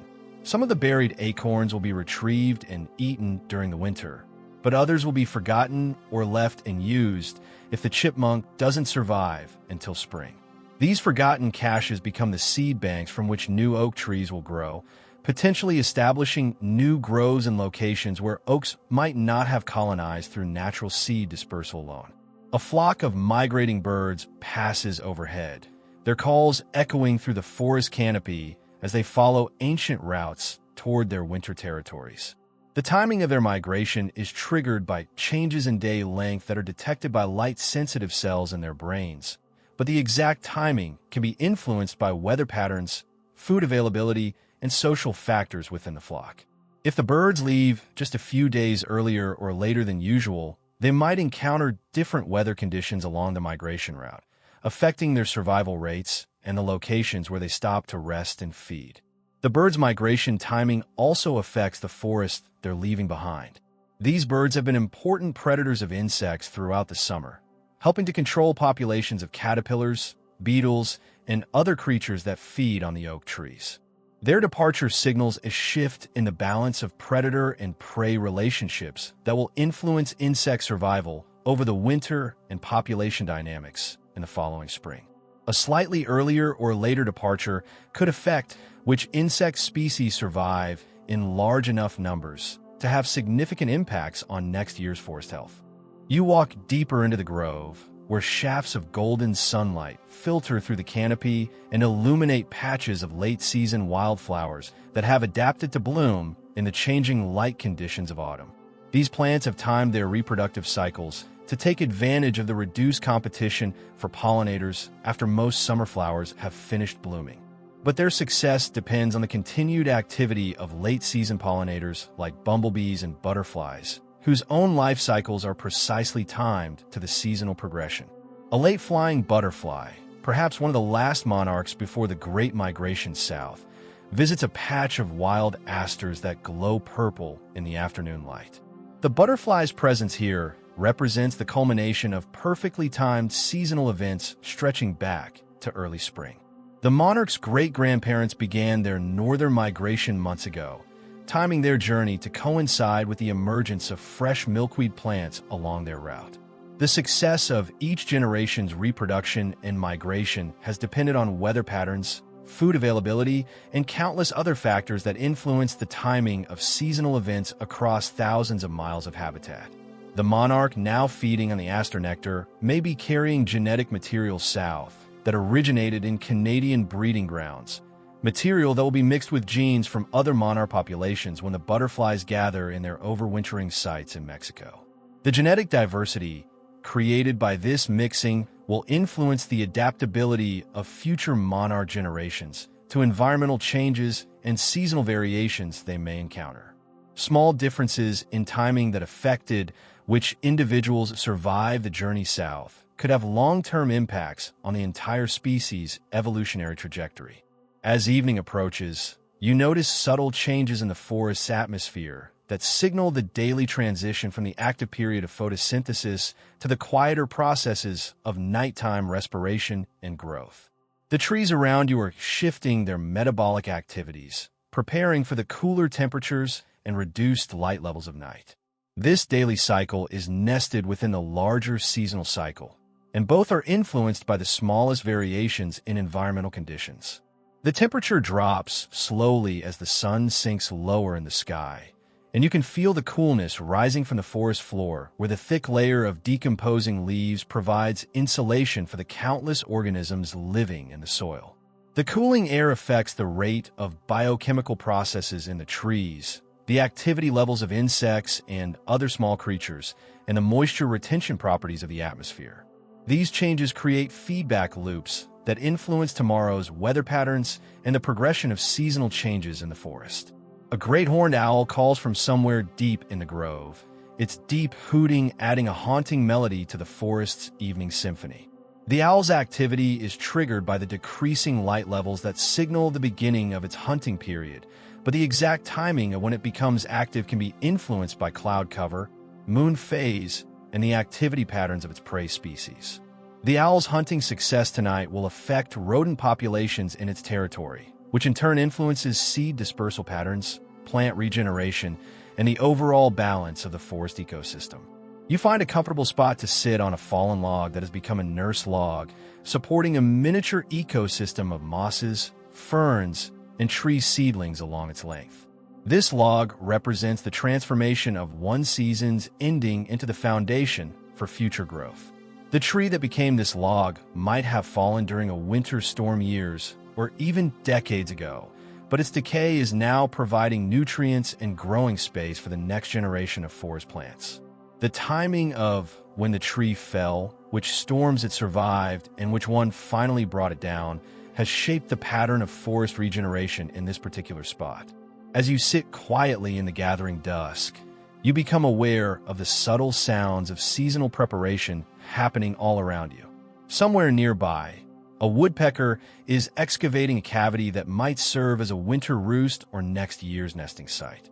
The bird's choice of which tree to excavate depends on factors including the tree species, health, size, and location, but also on more subtle considerations like the direction the cavity faces relative to prevailing winds and the amount of sunlight it will receive at different times of day and year. The woodpecker's excavation affects the tree's health and creates habitat for other species that will use the cavity in future seasons. Abandoned woodpecker holes become nesting sites for smaller birds, roosting spots for bats, and homes for squirrels and other mammals. The network of tree cavities created by woodpeckers over many seasons forms a crucial infrastructure that supports biodiversity throughout the forest. The timing of when each cavity is created and abandoned influences which species have access to these valuable resources and therefore affects the forest's long-term community composition. A deer steps delicately through the trees nearby, pausing to browse on the late-season growth of understory plants. The deer's feeding behavior is changing as winter approaches, shifting from the diverse diet of summer to a focus on foods that will provide the fat reserves needed to survive the lean months ahead. The deer's browsing pressure affects which plants will survive to reproduce next year and influences the height and density of vegetation in different parts of the forest. Small differences in browsing patterns, perhaps influenced by the deer's individual preferences or the availability of preferred foods, create variations in habitat structure that affect countless other species. The interplay between seasonal timing and individual behavior creates infinite opportunities for small causes to have large effects. A deer that chooses to browse heavily in one area rather than another might prevent certain tree seedlings from establishing, changing the future canopy composition of that forest patch. A late freeze that kills the flowers on preferred food plants might force the deer to browse more heavily on alternative species, affecting the competitive balance between different plant populations. As the last light fades from the western sky, you notice how the forest transforms for its nighttime phase. Different sounds emerge: the rustle of nocturnal creatures beginning their activities, the settling and creaking of cooling wood, the gentle movement of air through branches as temperature differences create subtle circulation patterns. These nighttime processes are as important as daytime activities in maintaining the forest's health and driving the progression of seasonal changes. The cooling temperatures affect the rate of water movement through the trees, the activity of soil organisms, and the behavior of insects and other small creatures. Some insects that were active during the warm afternoon become sluggish and seek shelter, while others emerge for nighttime activities. These shifts in activity patterns affect pollination rates, predation pressure, and nutrient cycling throughout the forest ecosystem. Standing to continue your evening walk, you feel the crunch of fallen leaves beneath your feet and smell the rich, complex fragrance of decomposition and renewal that characterizes autumn forests. Each step you take redistributes the leaf litter slightly, creating tiny changes in the microenvironments that affect soil organisms and seedling establishment. Your presence in the forest, like that of every other organism, becomes part of the complex web of interactions that drive seasonal change and long-term ecosystem evolution. The path leads you past a small clearing where the absence of canopy cover has created different light and moisture conditions than the surrounding forest. The seasonal changes here follow a different timeline than those under the dense canopy. Plants leaf out earlier in spring, flower longer in summer, and begin autumn senescence at different rates. These edge effects create habitat diversity that supports species not found in either the deep forest or completely open areas. A shooting star briefly illuminates the clearing as it burns up in the upper atmosphere, a reminder that even cosmic events contribute to the seasonal rhythms of Earth. The changing angle of Earth's axis relative to the Sun drives the fundamental cycles of seasons, but countless smaller influences modify and shape how these cycles manifest in specific locations. Solar activity, atmospheric dust, and even the gravitational influences of other planets create subtle variations in the energy reaching Earth's surface, variations that can affect weather patterns and biological timing across vast regions. As you emerge from the grove and look back at the dark silhouettes of the oak trees against the star-filled sky, you understand that the whisper of seasons is really a complex conversation between countless organisms and environmental factors. Each season sets the stage for the next, and the smallest variations in timing, intensity, or duration can create changes that echo through years or decades of future seasonal cycles. The autumn colors beginning to show in the oak leaves carry information about this year's growing conditions, but they also influence the timing of leaf fall, the composition of next year's soil nutrients, and the light conditions that will affect spring wildflower emergence months from now. In the gentle progression of seasons, you see the butterfly effect operating on temporal scales that dwarf the immediate cause and effect relationships you've observed in shorter time frames. The seasons whisper their secrets not just to the next season, but to seasons years in the future, creating a temporal web of interconnection that links every moment to every other moment in the endless cycle of change that drives the living world. The path leads you away from the oak grove and down a gentle slope toward the shore of a quiet lake, where the soft sand reveals one of nature's most elegant demonstrations of how small actions can have far-reaching consequences.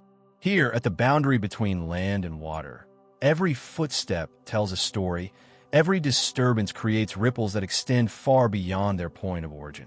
As you remove your shoes and feel the cool, fine sand between your toes, you begin to understand how human actions, no matter how gentle or well-intentioned, become part of the intricate web of cause and effect that shapes the natural world. The beach stretches before you in the gathering twilight, its surface appearing smooth and unmarked at first glance. But as your eyes adjust to the subtle variations in texture and color, you begin to see that the sand is actually a palimpsest, a manuscript that has been written upon countless times by the footsteps of creatures both large and small. Each track tells a story of behavior, intention, and the countless small decisions that guide the movements of living beings through their environment. You take your first step onto the sand, feeling it compress slightly under your weight. The impression you leave seems insignificant, just a shallow depression that barely disturbs the surface. But even this gentle contact creates changes that will propagate through the beach ecosystem in ways both immediate and long-lasting. The compression of sand grains affects the spaces between them, changing how water moves through the substrate and altering the microenvironments where countless microscopic organisms live. As you walk slowly along the water's edge, you notice how your footsteps interact with the tiny waves that lap gently against the shore. Each wave erases part of your track while preserving other parts, creating a constantly changing record of your passage. The timing of your steps relative to the wave cycle determines which impressions will be preserved and which will be washed away, adding an element of chance to the permanent record of your presence on this beach. A few yards ahead, you encounter the delicate tracks of a shorebird, probably a sandpiper that fed here in the early morning hours. The bird's footprints are much smaller than yours, but they reveal a complex story of foraging behavior and decision-making. The tracks show where the bird paused to probe the sand for buried invertebrates, where it changed direction to investigate promising feeding spots, and where it suddenly took flight, perhaps startled by perceived threat. The sandpiper's feeding activities affected the distribution of small crustaceans, worms, and other creatures living in the sand.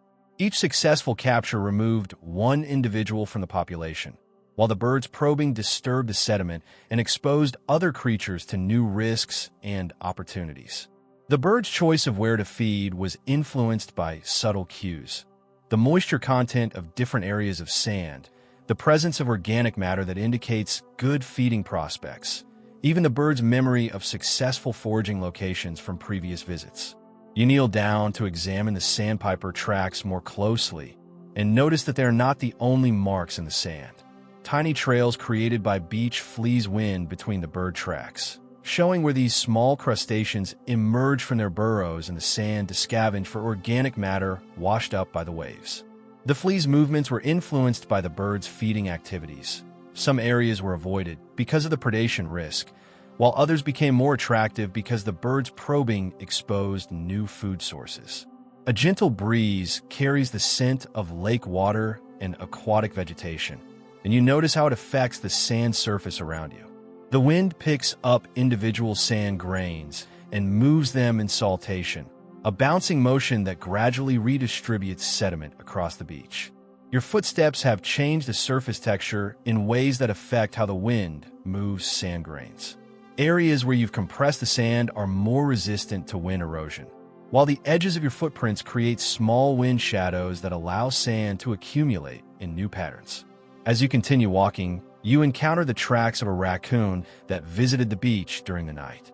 The raccoon's hand-like prints show clearly in the damp sand near the water's edge, and the track pattern reveals that the animal was moving slowly, pausing frequently to wash food items in the shallow water.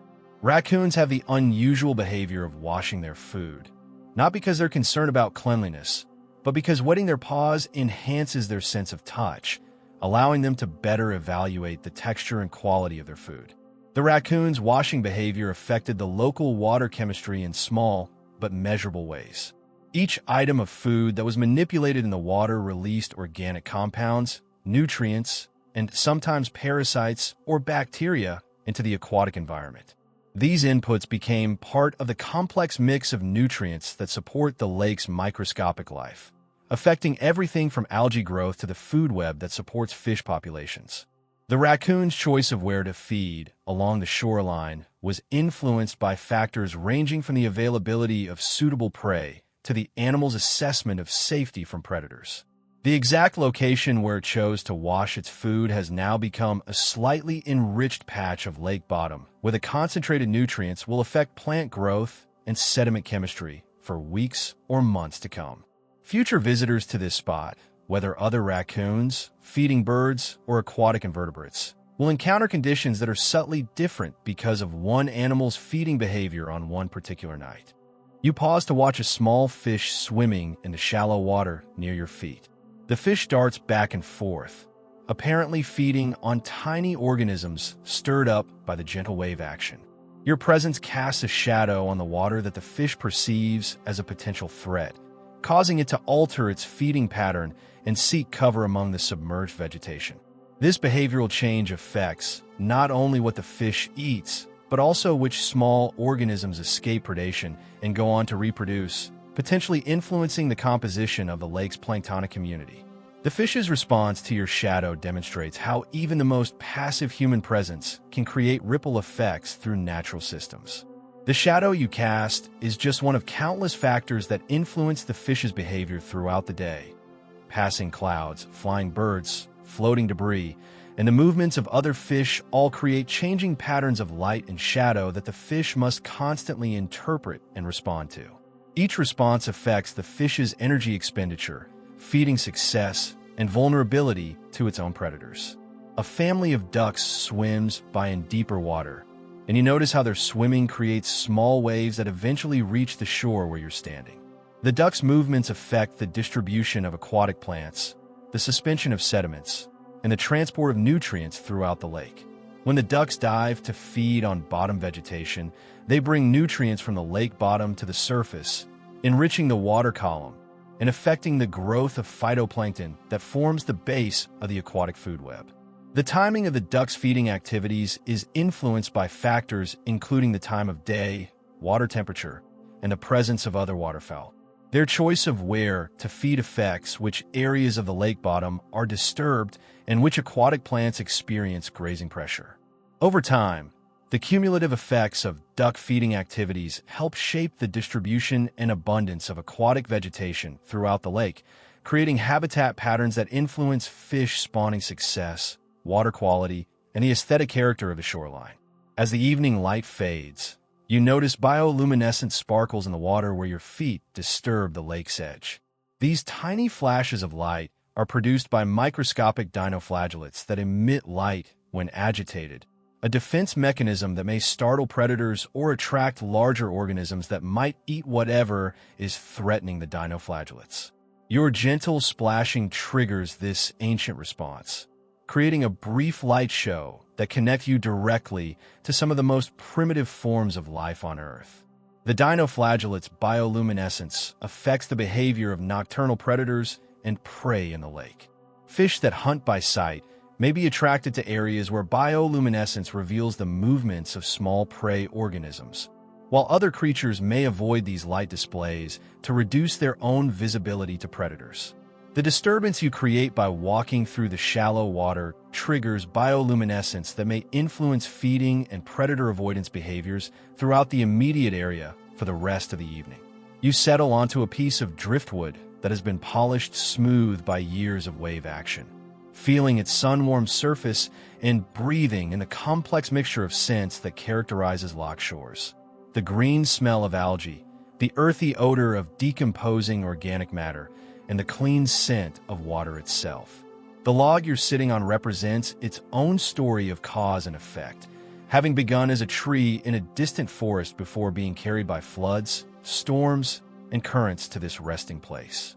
The driftwood provides habitat for countless small organisms that bore into its softening interior, creating tunnels and chambers that will eventually contribute to the log's breakdown and incorporation into the beach ecosystem. The organisms living in the driftwood affect the rate of decomposition, the nutrients released into the surrounding sand and water, and the suitability of the log as habitat for larger creatures like nesting birds or small mammals seeking shelter. A beaver swims by in the distance, its wake creating a V-shaped pattern on the water's surface that eventually reaches the shore as a series of small waves. The beaver's presence in the lake ecosystem has effects that extend far beyond its immediate vicinity. Beavers are ecosystem engineers, creatures whose activities modify their environment in ways that create opportunities for other species. Even though this particular beaver may not have built any dams on this lake, its feeding activities affect aquatic vegetation. Its scent marking influences the behavior of other mammals, and its movements create currents and disturbances that affect water chemistry and sediment distribution. The beaver's choice of which aquatic plants to harvest for food affects the structure and composition of the lake's vegetation communities. Some plant species are preferred foods that will be heavily browsed, while others may benefit from reduced competition as the beaver removes their neighbors. The underwater trails created by swimming beavers become corridors of disturbance that affect the settlement and growth of bottom-dwelling organisms. As full darkness settles over the lake, you become aware of the subtle sounds of nocturnal activity beginning around you. Somewhere in the reeds at the lake's edge, a great blue heron calls with its harsh, prehistoric voice. The heron's presence affects the behavior of fish, frogs, and other potential prey species, creating zones of wariness around its favorite hunting spots. The bird's hunting success depends on its ability to remain motionless for long periods, but even its stillness has effects. The heron's body creates shade and shelter that small fish may seek out, not realizing they are moving closer to their predator. The heron's feeding activities affect fish population dynamics in ways that cascade through the entire aquatic food web.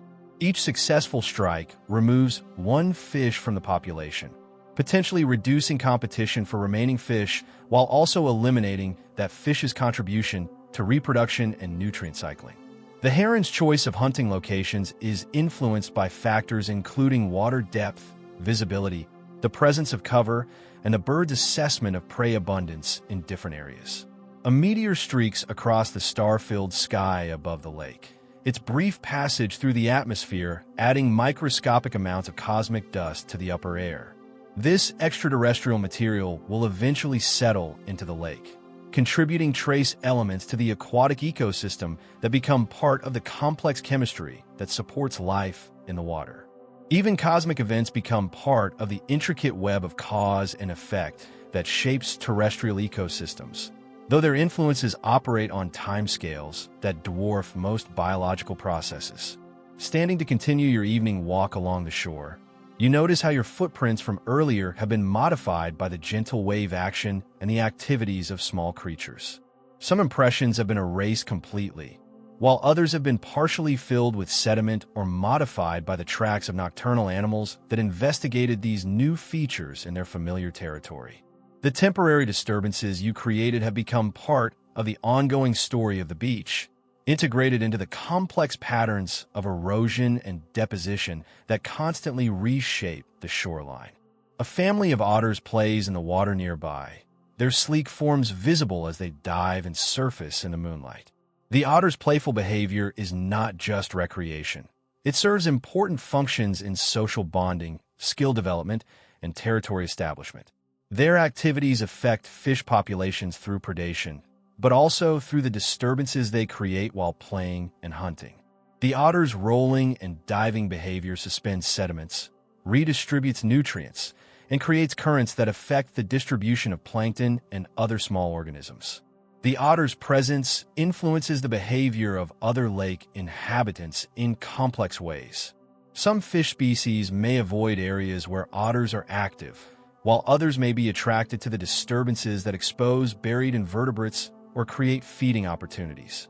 The otter's scent marks, left on logs and rocks around the lake, provide information to other mammals about territory boundaries and social relationships, affecting movement patterns and habitat use throughout the watershed. As you walk back toward the path that will lead you away from the lake, you pause to look back at your footprints trailing behind you in the sand.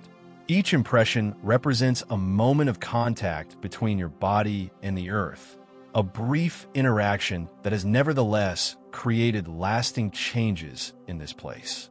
The sand grains you compressed will gradually return to their original positions through the action of waves, wind, and the movements of other creatures, but the effects of your presence will continue to propagate through the ecosystem in ways you may never know.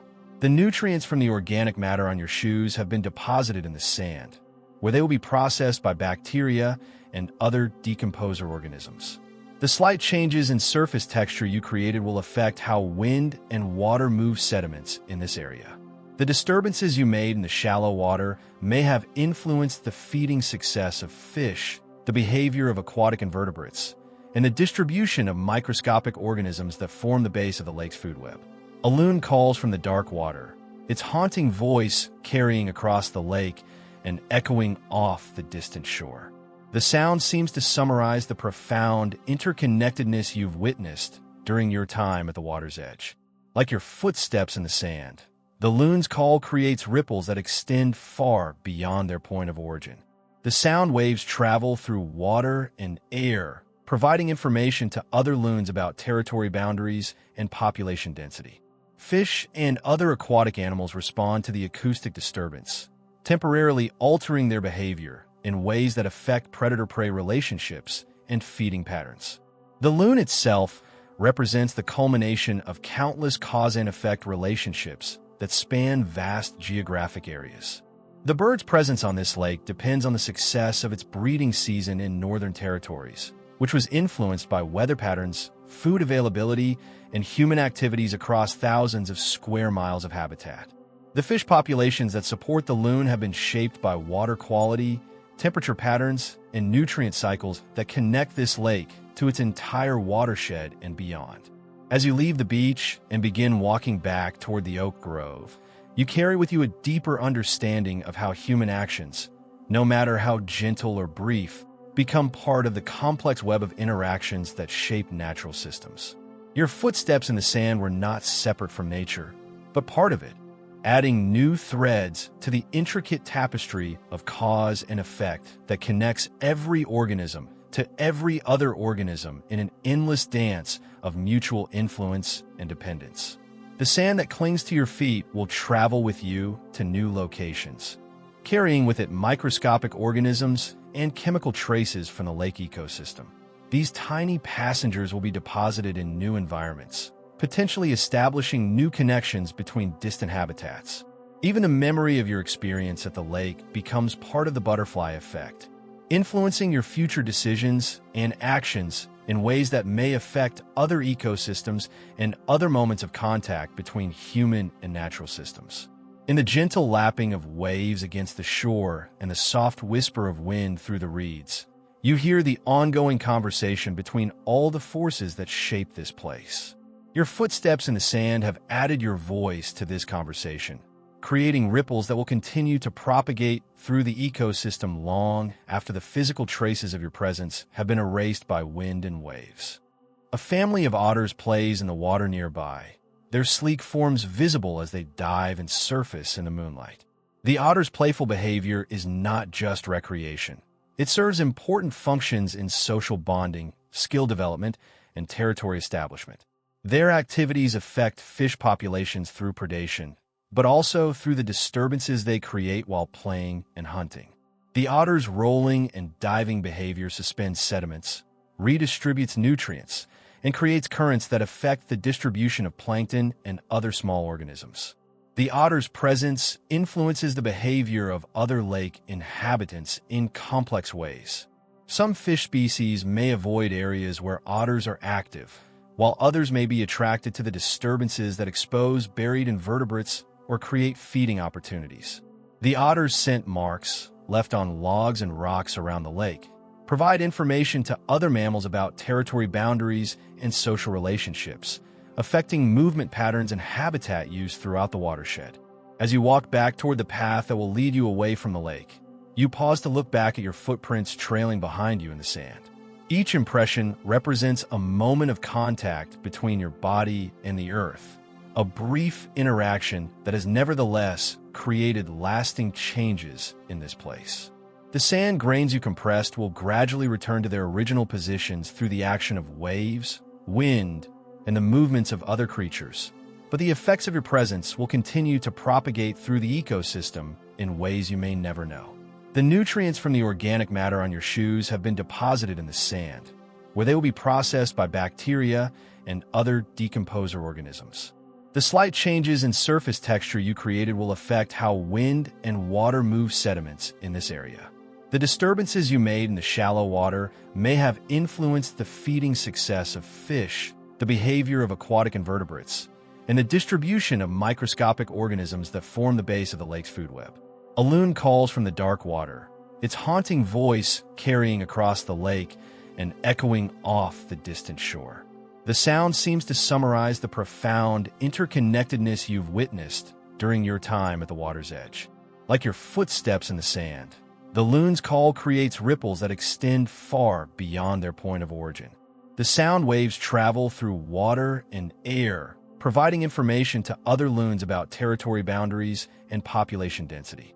Fish and other aquatic animals respond to the acoustic disturbance, temporarily altering their behavior in ways that affect predator-prey relationships and feeding patterns. The loon itself represents the culmination of countless cause and effect relationships that span vast geographic areas. The bird's presence on this lake depends on the success of its breeding season in northern territories, which was influenced by weather patterns, food availability, and human activities across thousands of square miles of habitat. The fish populations that support the loon have been shaped by water quality, temperature patterns, and nutrient cycles that connect this lake to its entire watershed and beyond. As you leave the beach and begin walking back toward the oak grove, you carry with you a deeper understanding of how human actions, no matter how gentle or brief, become part of the complex web of interactions that shape natural systems. Your footsteps in the sand were not separate from nature, but part of it, adding new threads to the intricate tapestry of cause and effect that connects every organism to every other organism in an endless dance of mutual influence and dependence. The sand that clings to your feet will travel with you to new locations, carrying with it microscopic organisms and chemical traces from the lake ecosystem. These tiny passengers will be deposited in new environments, potentially establishing new connections between distant habitats. Even the memory of your experience at the lake becomes part of the butterfly effect, influencing your future decisions and actions in ways that may affect other ecosystems and other moments of contact between human and natural systems. In the gentle lapping of waves against the shore and the soft whisper of wind through the reeds, you hear the ongoing conversation between all the forces that shape this place. Your footsteps in the sand have added your voice to this conversation, creating ripples that will continue to propagate through the ecosystem long after the physical traces of your presence have been erased by wind and waves. As you follow the shoreline path away from the lake, it leads you gradually toward the distant ocean, where the rhythm of tides creates one of Earth's most powerful demonstrations of how forces both vast and subtle shape the living world. The air grows saltier with each step, carrying with it the complex scents of seaweed, salt spray, and the rich organic soup that characterizes tidal zones. Here, where land meets sea in an eternal dance of advance and retreat, you discover how the gentle pull of celestial bodies creates cascading changes that ripple through every level of life on our planet. The path crests a small dune, and before you stretches a tidal flat exposed by the retreating sea. The wet sand gleams like a mirror in the starlight, reflecting the moon whose gravitational pull has drawn the water away and will bring it back again in its eternal cycle. As you walk carefully across this temporary landscape, you begin to understand that the tide's gentle pull creates not just the obvious rhythm of water levels, but an intricate web of timing, behavior, and adaptation that connects organisms across vast distances and temporal scales. Your footsteps squelch softly in the wet sand, each step revealing the incredible abundance of life that thrives in this zone between worlds. Small holes appear wherever you walk, as hidden creatures retreat deeper into their burrows in response to the vibrations of your passage. Clams, worms, and countless microscopic organisms live in this substrate, their life cycles precisely timed to the tidal rhythm that has governed coastal ecosystems for hundreds of millions of years. The timing of your walk across the tidal flat affects which creatures you encounter and how they respond to your presence. If you had arrived an hour earlier, many of the small fish and crustaceans that feed in the shallow water would still have been active, creating a completely different set of interactions and disturbances. The exact phase of the tidal cycle determines not only what is visible, but also the chemical composition of the water remaining in tide pools, the oxygen levels in the sand, and the availability of food for the countless filter feeders that make their living by extracting nutrients from seawater. A great blue heron stands motionless in a shallow pool ahead of you, its patience legendary among coastal predators. The bird's hunting strategy depends entirely on the tidal cycle, which concentrates fish and other prey in increasingly shallow water as the tide retreats. The heron's success is influenced by factors as subtle as the angle of moonlight on the water, the slight variations in water temperature between different pools, and the behavioral patterns of prey species that have evolved their own responses to tidal timing. The heron's presence affects the behavior of everything else in the tidal flat. Small fish avoid the pools where it hunts, while crabs and other bottom dwellers may actually benefit from the reduced predation pressure as fish seek safety in deeper water. When the heron does strike, capturing a fish with lightning precision, the disturbance sends ripples through the shallow water that alert other prey animals to danger, temporarily changing feeding and movement patterns across a wide area of the tidal flat. As you continue across the exposed seabed, you notice the intricate patterns left by retreating water, ripples in the sand that record the direction and strength of currents, channels carved by flowing water, and small ridges where sediment accumulated as flow velocities changed. These patterns affect how the returning tide will move across the flat, creating variations in current speed and direction that influence where floating organisms settle and where nutrients concentrate. A flock of sandpipers wheels overhead before landing en masse on the tidal flat around you.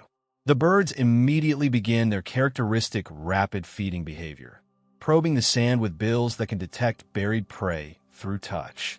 Each bird's feeding creates small disturbances that affect its neighbors. Successful feeding attempts mark productive areas that attract other birds, while the vibrations from many birds feeding close together can cause buried prey to move deeper or become more active, affecting the feeding success of the entire flock. The sandpiper's presence on this tidal flat is part of a much larger story of migration and seasonal timing that spans continents. These birds may have traveled thousands of miles to reach this feeding area, timing their journey to coincide with optimal feeding conditions. The energy they gain here will fuel the next stage of their migration, connecting this local ecosystem to breeding and wintering grounds across vast geographic distances. Small changes in the timing or abundance of their prey could affect the bird's migration success and ultimately influence population dynamics across their entire range. The retreat of the tide has revealed a vast garden of seaweed and other marine plants, now exposed to air but still glistening with moisture that will sustain them until the water returns. These plants are remarkable in their ability to survive the extreme changes that characterize the tidal zone, submerged in salt water for hours, then exposed to air, sun, and sometimes freezing temperatures. Their adaptations to this harsh environment affect every other organism in the tidal community. As the seaweeds lose moisture during exposure, they release chemicals into the air that affect the behavior of insects, birds, and other animals in the area. Some of these compounds serve as distress signals that may attract symbiotic organisms or deter herbivores. Others are simply byproducts of the plant's stress responses, but they become part of the complex chemical environment that influences how other organisms navigate and assess conditions in the tidal zone. You pause beside a large tide pool that has retained enough water to support a miniature ecosystem of extraordinary diversity. In this temporary aquarium, you can observe interactions that occur on a compressed spatial and temporal scale, but demonstrate the same principles of interconnection that govern larger systems. A hermit crab scuttles across the bottom, its commandeered shell home making clicking sounds against the rocks as it searches for food. The hermit crab's choice of shell affects its mobility, its vulnerability to predators, and its ability to access different food sources. The shell it currently inhabits once housed a snail whose death and subsequent decomposition affected the chemical composition of this tide pool. The crab's movements disturb sediment and small organisms, creating opportunities for some creatures while making life more difficult for others. Its waste products contribute to the nutrient cycling that supports plant growth in the pool. A small fish darts between the rocks and seaweed, its movement creating currents that affect the feeding behavior of filter-feeding organisms like barnacles and mussels. The fish's feeding on small crustaceans and worms influences the population dynamics of these prey species, which in turn affects the organic matter available to decomposer organisms and the overall productivity of the tide pool ecosystem. The moon, though hidden by clouds, continues to exert its gravitational influence on the water around you. You can sense the sea's response in the subtle changes in the depth of remaining pools, the gradual appearance of new wet areas as water begins to seep back across the flat, and the behavioral changes in tidal organisms as they detect the approaching return of the flood tide. Many creatures possess internal clocks synchronized to the tidal cycle, allowing them to prepare for changing conditions even before the physical changes become apparent. A harbor seal surfaces in deeper water beyond the edge of the tidal flat, its whiskered face appearing briefly before disappearing again beneath the waves. The seal's presence affects fish behavior throughout the area, creating zones of wariness that influence feeding patterns and habitat use. The seal's hunting activities help control fish populations, but they also redistribute nutrients through the ecosystem as the seal transports energy from feeding areas to resting and breeding sites on land. The seals breathing at the surface adds carbon dioxide to the water and removes oxygen, contributing to the gas exchange that helps regulate the chemistry of coastal waters. Even these small changes in gas concentrations can affect the behavior of fish and invertebrates that are sensitive to dissolved oxygen levels, creating subtle influences on ecosystem dynamics that can cascade through multiple levels of the food web. As the tide begins its return, you notice the first thin sheets of water spreading across the lowest parts of the flat. The returning water brings with it nutrients, plankton, and dissolved gases that will transform the exposed seabed back into a fully aquatic environment. The timing and speed of this transformation affects everything from the feeding opportunities available to shorebirds to the survival of organisms that have been exposed to air for the past several hours. The advancing water also brings with it larvae and juvenile organisms that will settle in new locations, potentially establishing new populations or adding genetic diversity to existing communities. The currents created by the flooding tide distribute these biological passengers according to complex patterns influenced by wind, underwater topography, and the gravitational forces that drive the tide itself. Above the returning tide, the night sky opens like an infinite book written in points of light, each star a distant sun whose radiance has traveled across vast reaches of space and time to reach your eyes. As you stand at the edge of the flood tide, feeling the cool water beginning to lap at your feet, you begin to understand that the butterfly effect operates not just on earthly scales, but across the cosmos itself, where the smallest variations in cosmic processes can influence the development of entire planetary systems and the emergence of life itself. The starlight touching your face left its source years, decades, or even centuries ago, carrying with it information about stellar processes that influence conditions on Earth in ways both subtle and profound. The sun's energy drives our weather systems and ocean currents, but variations in solar output, changes as small as a fraction of a percent, can affect global climate patterns over timescales that span human generations. Even more distant stars contribute to the cosmic radiation environment that influences atmospheric chemistry and may affect mutation rates in living organisms. You lie back on the sand above the tide line, using a piece of driftwood as a pillow, and let your eyes adjust to the darkness until the sky reveals its full glory. The Milky Way stretches overhead like a river of light, and you realize you are looking at the combined radiance of hundreds of billions of stars, many of them accompanied by planetary systems that may harbor their own experiments in the emergence and evolution of life.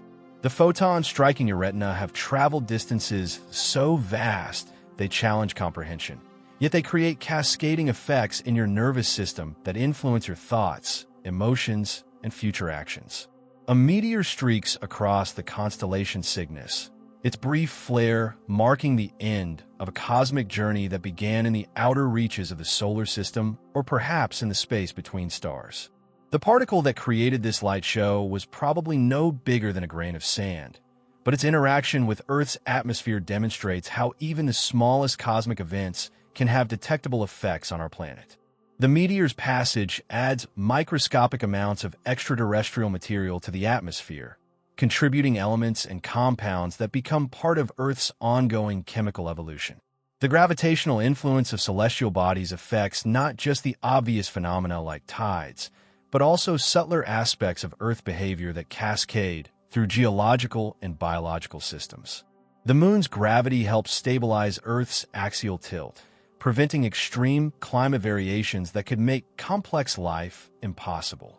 The gravitational dance between Earth, moon, and sun creates the complex tidal patterns that influence ocean circulation, coastal erosion, and the evolution of life in tidal zones like the one where you now rest. Jupiter, though invisible in the night sky above you, acts as a cosmic protector, its massive gravitational field deflecting or capturing comets and asteroids that might otherwise collide with Earth. Small changes in Jupiter's orbit, perhaps caused by gravitational interactions with other planets or passing stars, could affect the rate at which potentially dangerous objects reach the inner solar system. The asteroid impact that ended the age of dinosaurs 66 million years ago might have been prevented by slightly different planetary alignments, leading to an entirely different evolutionary history for life on Earth.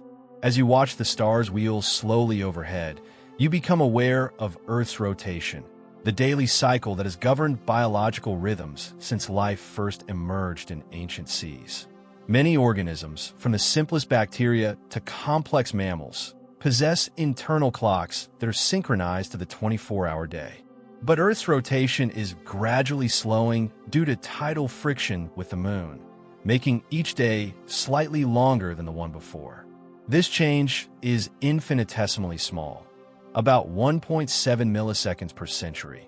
But over geological time, it represents a significant shift that affects everything from ocean circulation patterns to the evolution of biological clocks. The constellations above you tell stories not just of human imagination, but of cosmic processes that operate on scales of space and time that dwarf terrestrial phenomena. The stars that form familiar patterns are actually at vastly different distances from Earth, and their apparent groupings are accidents of perspective that change over thousands of years as the stars move through space at different velocities. The star patterns that guided ancient navigators are slowly dissolving and reforming, creating a cosmic demonstration of how even the seemingly permanent is subject to constant change. Polaris, the North Star that has served as a celestial landmark for centuries, will not always hold its position at the North Celestial Pole. Earth's axis wobbles slowly through a 26,000-year cycle called precession, caused by the gravitational influence of the Moon and Sun on our planet's slightly flattened shape. This slow wobble affects the timing of seasons relative to Earth's orbital position, creating climate cycles that influence ice ages and the distribution of species across the planet. A satellite passes overhead, its solar panels glinting as they catch and reflect sunlight, a reminder that human technology has become part of the cosmic environment around Earth. The thousands of artificial satellites now orbiting our planet affect the space environment in ways that cascade back to Earth's surface. Satellite communications enable global coordination of weather monitoring, agricultural planning, and environmental protection efforts. Even the tiny changes in Earth's gravitational field caused by the mass of satellites affect the precise tracking systems used for earthquake monitoring and climate research. The aurora borealis, though not visible from your latitude tonight, represents one of the most beautiful examples of how cosmic processes create cascading effects in Earth's atmosphere. High-energy particles from the Sun interact with Earth's magnetic field, creating the spectacular light displays that appear in polar skies.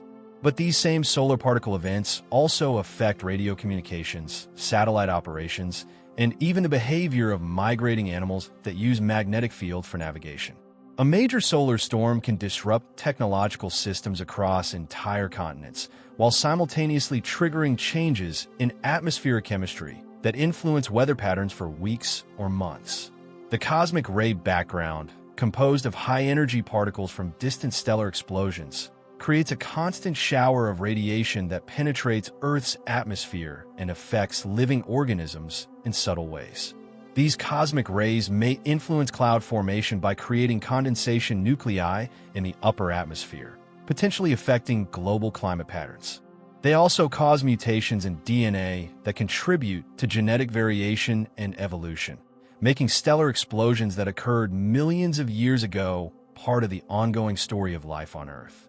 As you rest under the star-filled sky, you begin to understand that Earth is not a closed system, but part of a vast cosmic web of interactions that operate across scales of space and time that challenge human comprehension.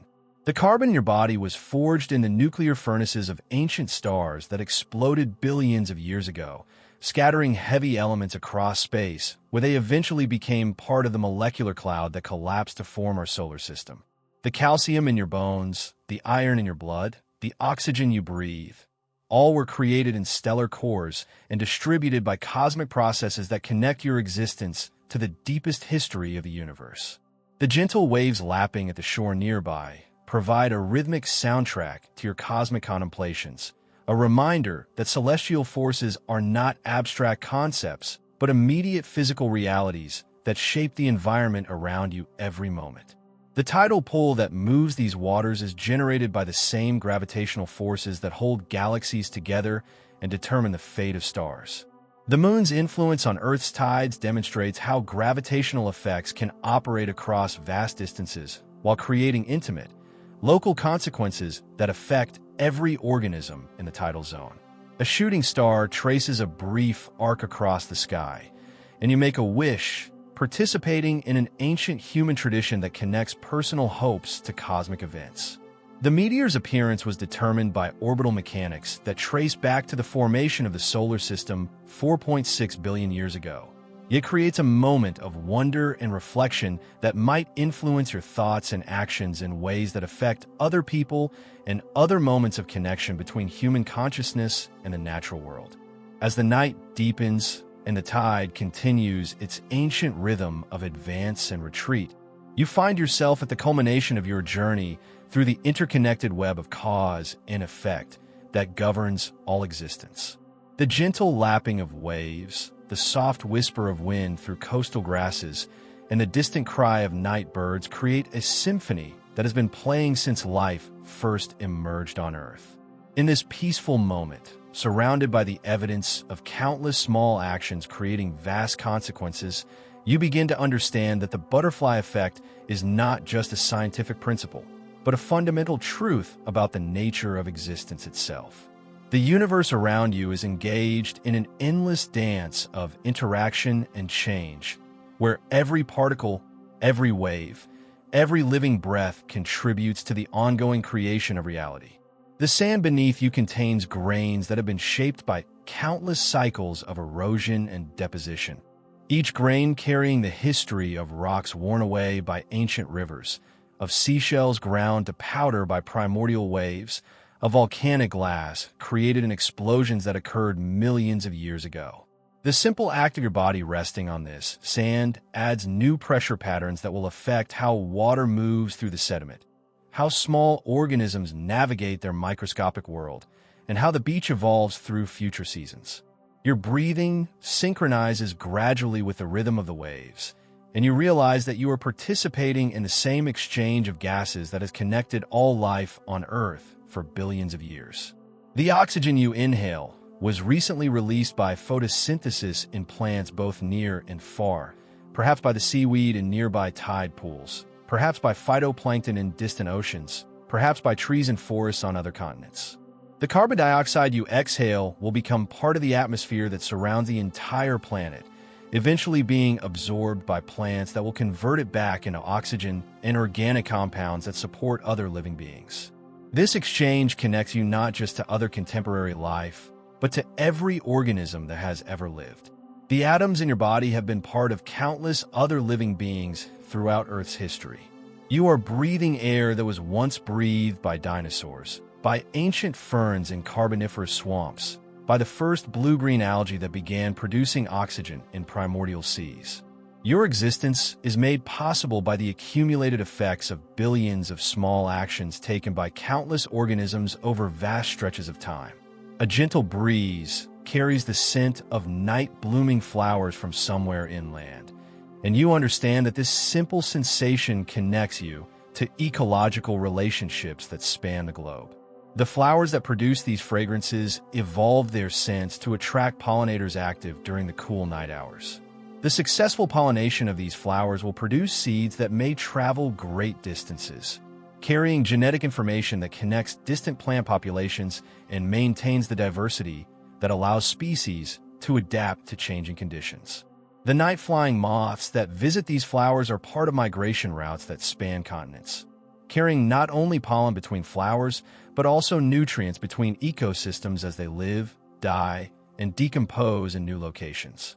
Their caterpillars feed on plants that grow in soil enriched by the decomposition of countless previous generations of plants and animals, each organism contributing to the chemical and physical properties of the Earth that supports all terrestrial life.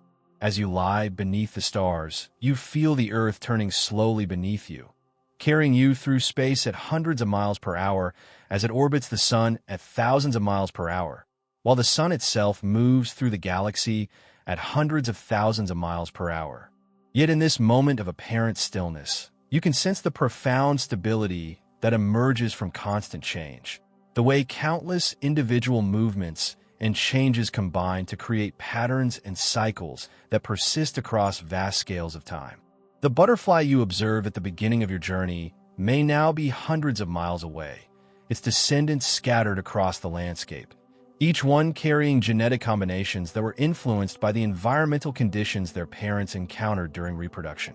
The tiny air currents created by that first flutter have long since mixed with other atmospheric movements, becoming part of weather patterns that affect temperature and moisture conditions across entire regions. Small changes in these conditions influence the growth rates of plants, the timing of animal migrations, and the success of agricultural crops that feed human populations around the world. The ripples you watch spreading across the pond have long since disappeared, but their energy has been absorbed by the water and transformed into heat that affects the pond's temperature by an infinitesimal amount. This tiny change in temperature influences the rate of biological processes in every organism in the pond, from the simplest bacteria to the largest fish. The cumulative effect of countless such tiny changes helps determine when the pond will freeze in winter, when ice will melt in spring, and how aquatic ecosystems will respond to the changing seasons. The seeds you watched drifting on the wind have begun new journeys that will continue for decades or centuries.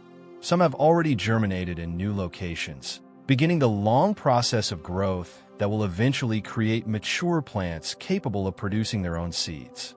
Others lie dormant in the soil, waiting for the right combination of conditions to trigger their emergence.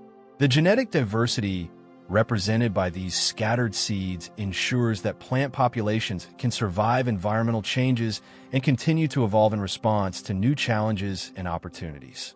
Your footprints in the sand have been erased by the returning tide, but the effects of your presence continue to propagate through the coastal ecosystem.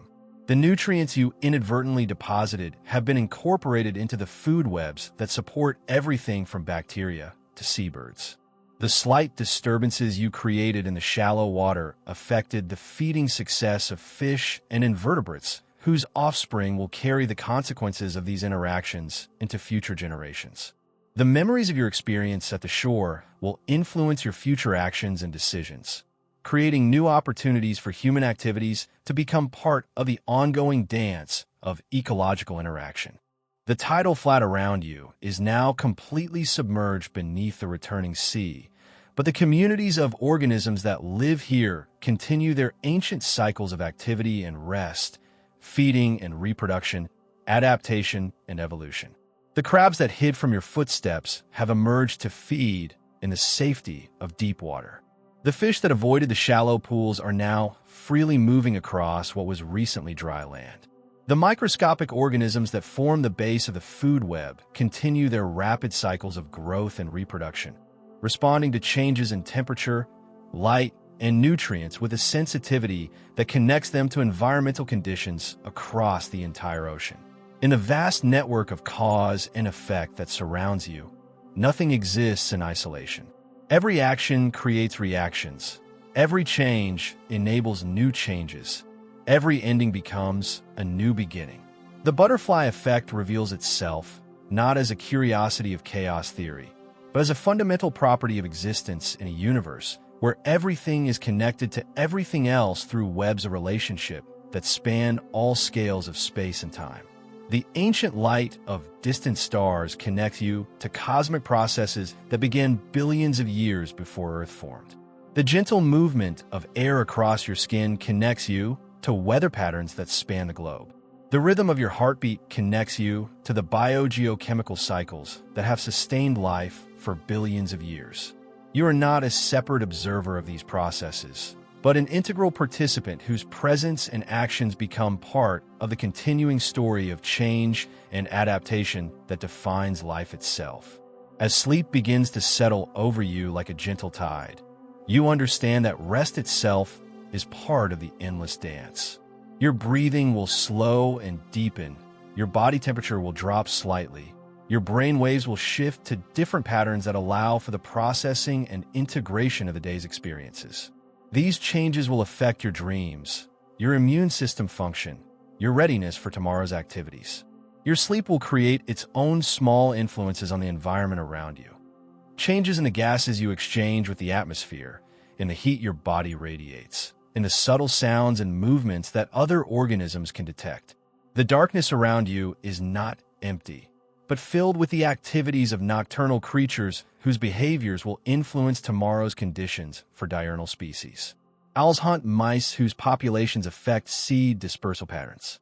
Bats consume insects whose absence will affect pollination success. Nocturnal flowers open to release fragrances that guide their pollinators through the darkness. All of these activities create the conditions that day-active organisms will encounter when morning comes.